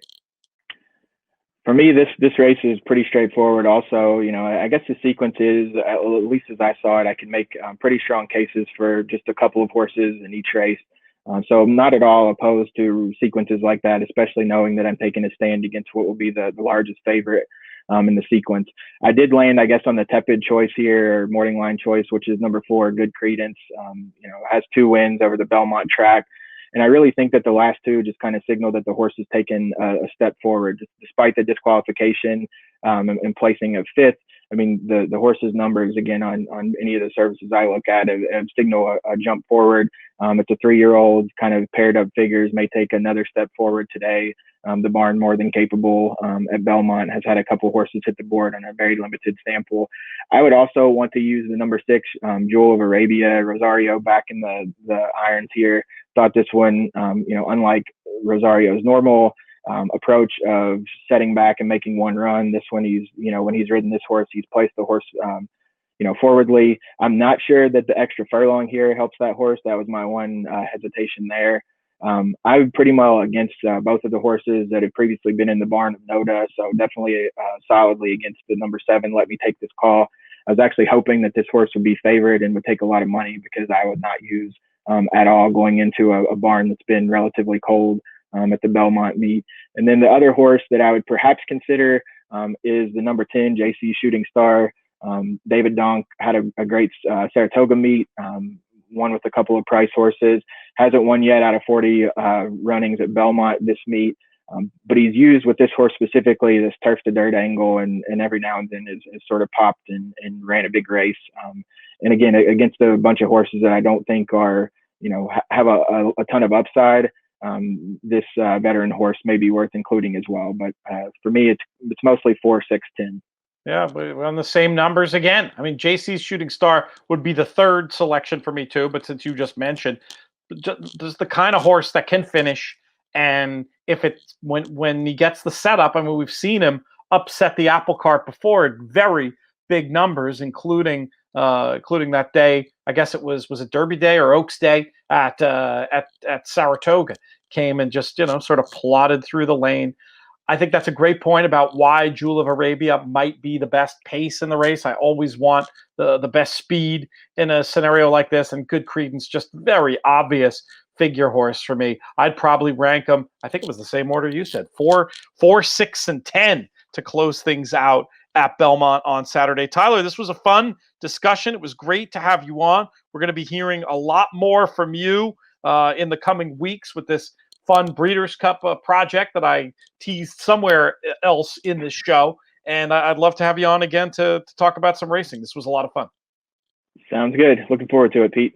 JK and I so excited to be partnered up with TwinSpires.com. We're off this week for Let Loose. We'll be back with another episode next week, but did just want to give a shout out to the expert picks that JK and I are doing. You can get our picks every racing day in New York. You can find me. There's a little camera icon. You click on that, you get my thoughts on the race. You can do the same thing with JK for the Southern California circuit. Support expert picks. Go to TwinSpires.com. Check out the special offers they have going on. They're changing all the time. Lots of good opportunities there. And you'll check us out next week on Let Loose. But in the meantime, go check it out at TwinSpires.com.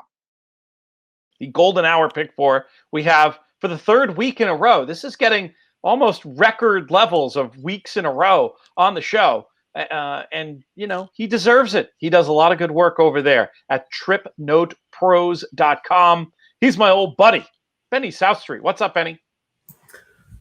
Not a whole lot at this point. Just got up not too long ago, having a little coffee, hanging with you. That's acceptable because you are in California. So it is, you know, if you were on the East Coast and just getting up now, I would describe that as a Kinchen-esque performance. But being where you are in California, 3 hours behind the world, it's only appropriate that you're only on that second cup of coffee or whatever it is. I'm rounding the corner, cup number 3 here, just about to be finished. Okay, now I'm ready. Let's talk about this golden hour pick four, my friend. But actually, before we do that, some really nice payoffs last weekend. I know you liked a bunch of those horses. You get yourself a piece of any of that last weekend on Saturday or Sunday? I did not. I was in position, but missed that last leg, as did most people. That big bomb one at the end, and it knocked me out. And I had actually some coverage from the golden hour double as well. So I like to combine these bets. I love that idea. Yeah, it's a blast. You know, you can have some cut. You know, if you didn't want to maybe spread in a couple of those last legs, you can get involved in that golden hour double as well, which is what I did. And unfortunately for me, I got blown out of everything on that last leg. But horse racing, right? We got another day, another opportunity. That's right. Every day, Santa Anita and Golden Gate are running. You have a chance to play these bets, the golden hour pick four and the golden hour double. And I love that idea. Definitely worthy of future exploration of using the bets to hedge and or maximize against one another, depending on how the results have gone. This Saturday's golden hour pick four sequence starts off at the great race place, Santa Anita, with their 9th race. It is scheduled to go at 8:15 Eastern time, 5:15 local. It's the grade 3 autumn miss. We've got 3-year-olds going a mile on the turf.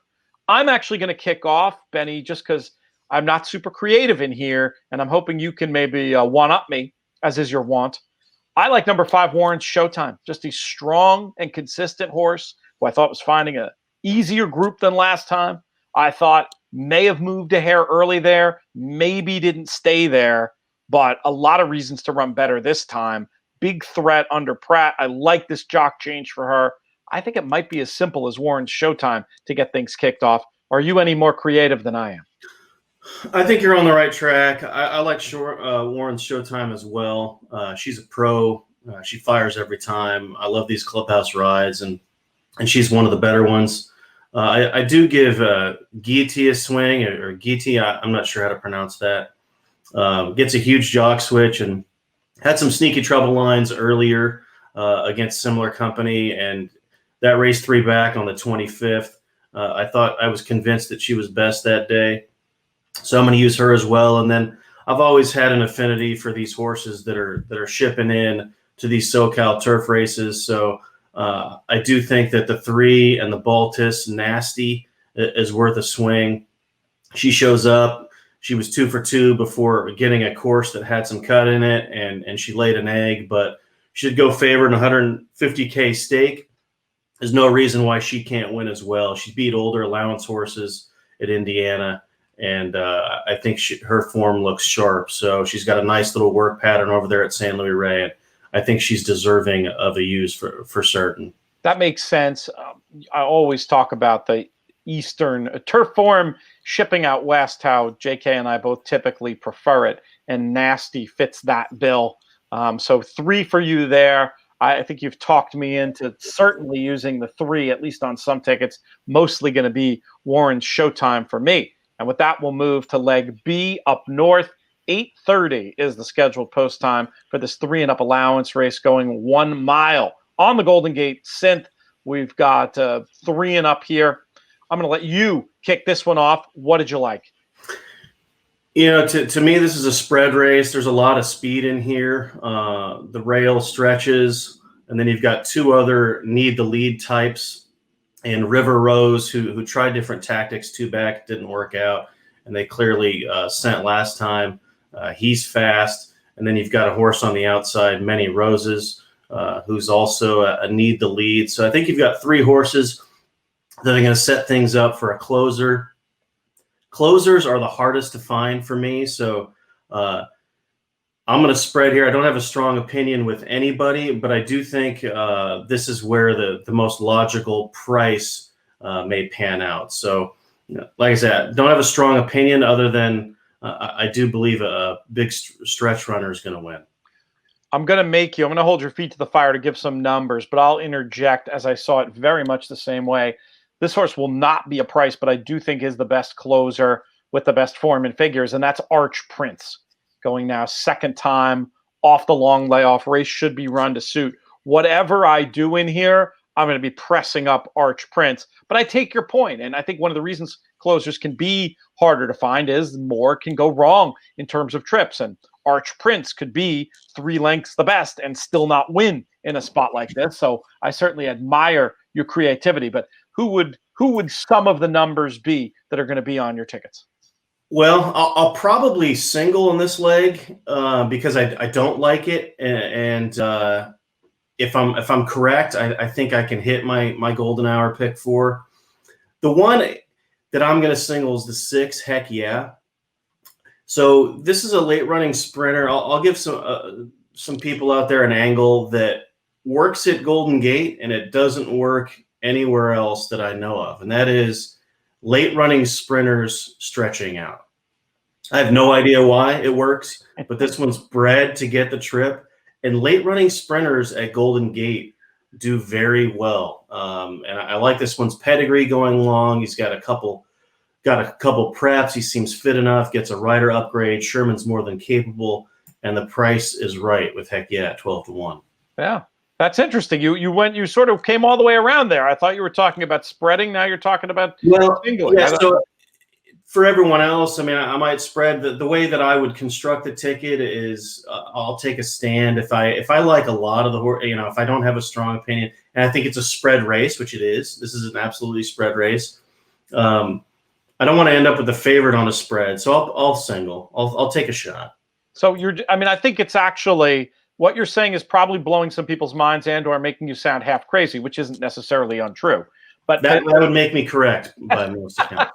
There is some genius to it, because the idea I think being essentially, and Tommy Massis has talked about this on these airwaves before, it's a spread race. Everybody probably sees it as a spread race. You can pick up so much equity when you can just try to pick that race and be right.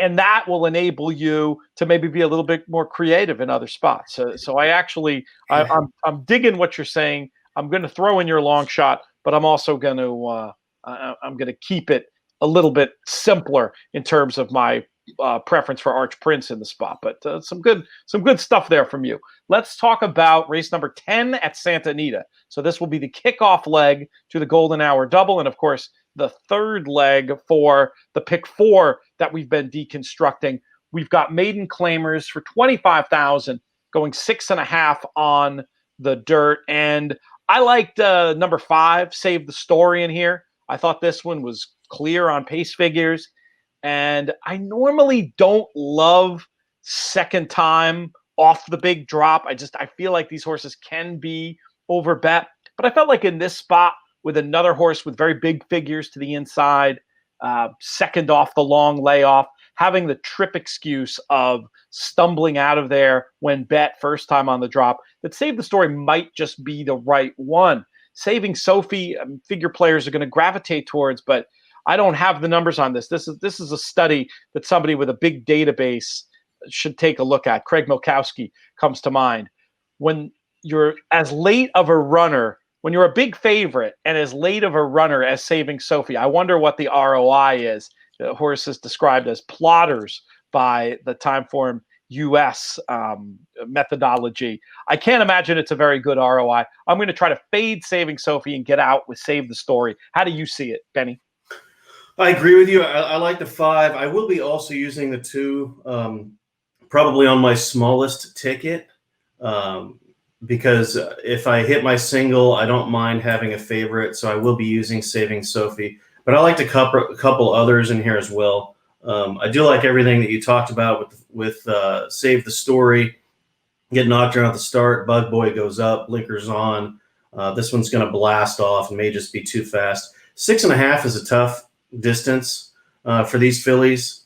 And that's one of the reasons why I will be using Saving Sophie. But I love the work pattern on the 1. And I think the 1's got one way to go down inside there, and that's a blast off. Cedillo's a fantastic gate jockey, and I'm hoping that this one has got some speed. I love the fact that they got this one out on the track. Just a very slow running journey for that 3/8, going 22 of 27, working almost 38 flat. That was a no try workout. Then they opened up the hood a little bit, and this one had some speed. 35-4 over that Del Mar surface. You're going way back. Just for people who don't know, or if you only have the last few workouts of the PPs, what Benny does when he's looking at workouts is going back to the very beginning and trying to tell the story of this horse from the first appearance out in the morning. So you're going back, and it's interesting that we're in late October here, and you're finding signal in stuff that happened back in July. But I mean, I think it's great, but I think that might have gone over some people's heads, so I wanted to underline it. Yeah, so that's one of the things I love to do is I love that first workout. To me is a signal workout, and to me it wasn't really a workout, right? It was just kind of let's get over the surface and let's educate, kind of one of those little, just a brief little jog around the track. So the second workout is also key, and to me they let this one rip a little bit. And I think she tipped her hand. It looks like she's got some speed. And then a couple of these 5/8 works are legit, especially for a 3-year-old filly. In August, she worked 1:03 over that Del Mar surface. She seems fit enough. She's got 3 straight 5/8 workouts. Would like to see a gate workout closer to the race. Don't get it, but that's okay. She's 8-1. Like I said, Cedillo down inside there. I think she's going to try and blast off, or at least that's my hope. So I do like the 1 a little bit, and then I like Palma and Flores. They're a good combination. They do well together. A positive ROI with 133 starts is a very good thing. They won a race recently last week that I was all over, and sometimes these guys catch fire.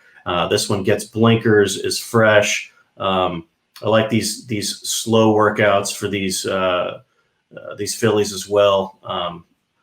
They don't turn me away at all. So I like the 3 as well. So I'm going 4 deep here. I like the 1, the 2, the 3, and the 5 is who I'll be using. That's the 3 Ballatino. One other question for you.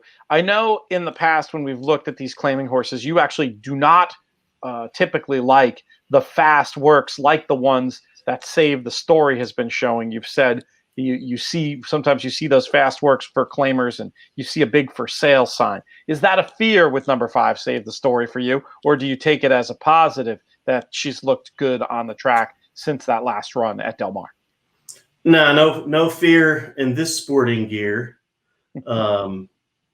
She was eligible for a tag last time.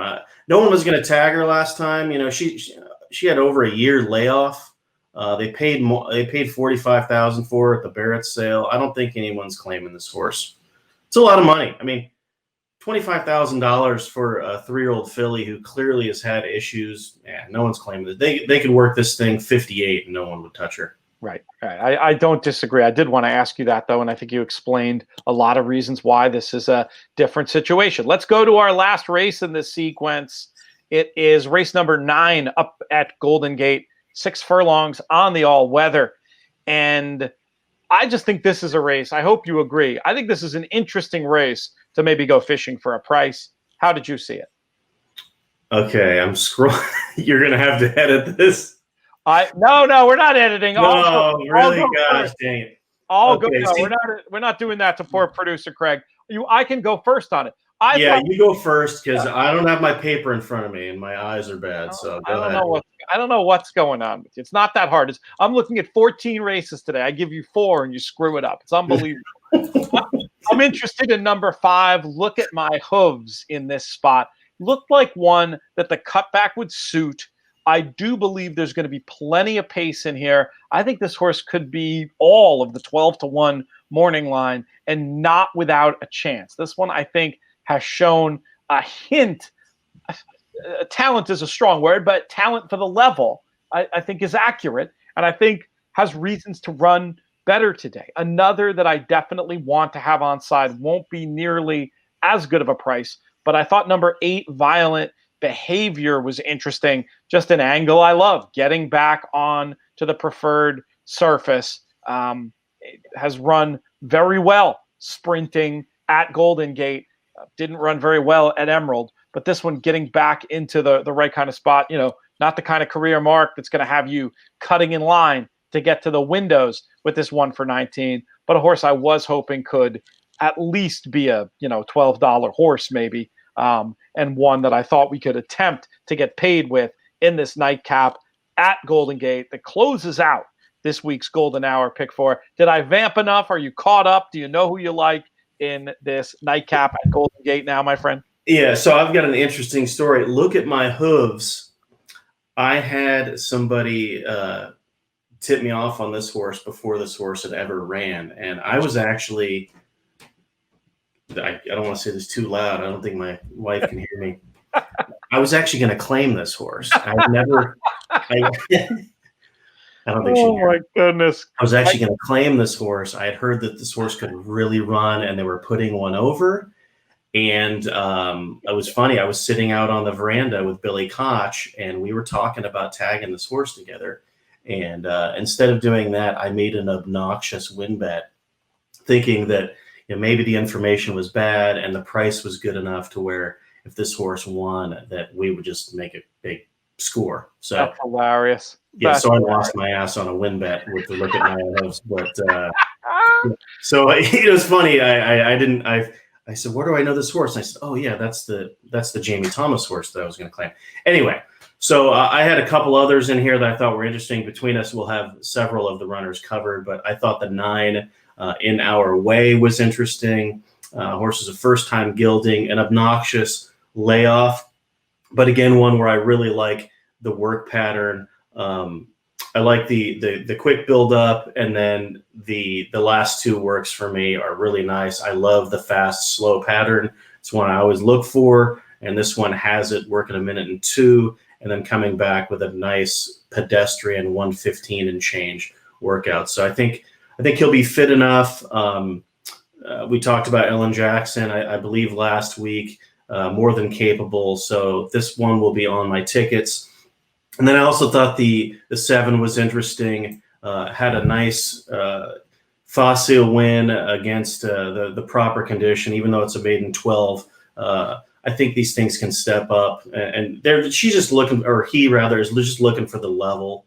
Was probably in a little bit over his head last time, and is just trying to find that spot, and I think might get it today. And that pace last time, it might be a little bit phony in that if you look at the finishing time versus the first quarter time, it looks like he may have had a little bit of a setup. I'm not buying that, given that they went 102 and change. So I think that first fraction, which is something I look for, comparing those internal fractions versus the finishing times.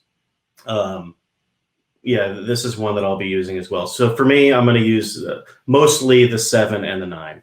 All right, 7 and 9 for you. We got a lot of ways to go there. What is your professional opinion of Look at My Hooves in this spot on the cutback? I'm a big Jamie Thomas fan. So I've got nothing bad to say about this one. The last win was, was in a sprinting position. Clearly does okay over the synthetic with that last one, which may have surprised some people given the past previous not very good performances, but it only takes one for me to be a believer. He's a gambler. So I think you can look at the tote and probably see some stuff as well. Unfortunately, you won't be able to get there in the Golden Hour Pick 4, but you might be able to see it in the Golden Hour Double. Mm-hmm.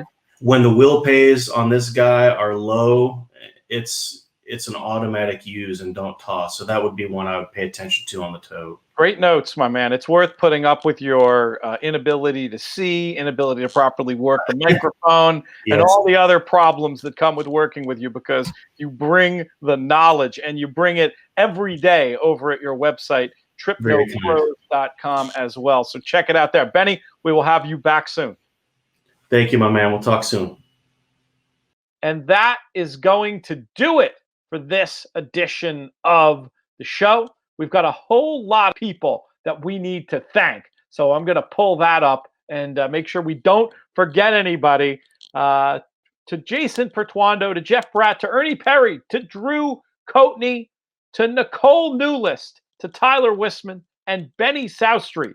Thank you all so much. You're probably surprised why Drew reappeared here at the end of the show. That's a long story. Don't worry. Don't think too much about it. It's not a big deal. We also want to thank partners, including our founding partners, Thoroughbred Retirement Foundation, and also 10 Strike Racing. Keep your eyes peeled, folks. We've got this for the first time ever in the Money Plus, going to be debuting in a few weeks' time. Lots of great information about the Breeders' Cup. Everything we've done free in the past, still going to be free, but some chances to get some additional content to help with your Breeders' Cup study as well. We're talking stats, bets, trips, and picks, all the good stuff. Maybe some cool articles too. We're still working on that. Anyway, stay tuned. You'll hear more about that. This show's been a production of In the Money Media. Our business manager is Drew Coatney. He can wave.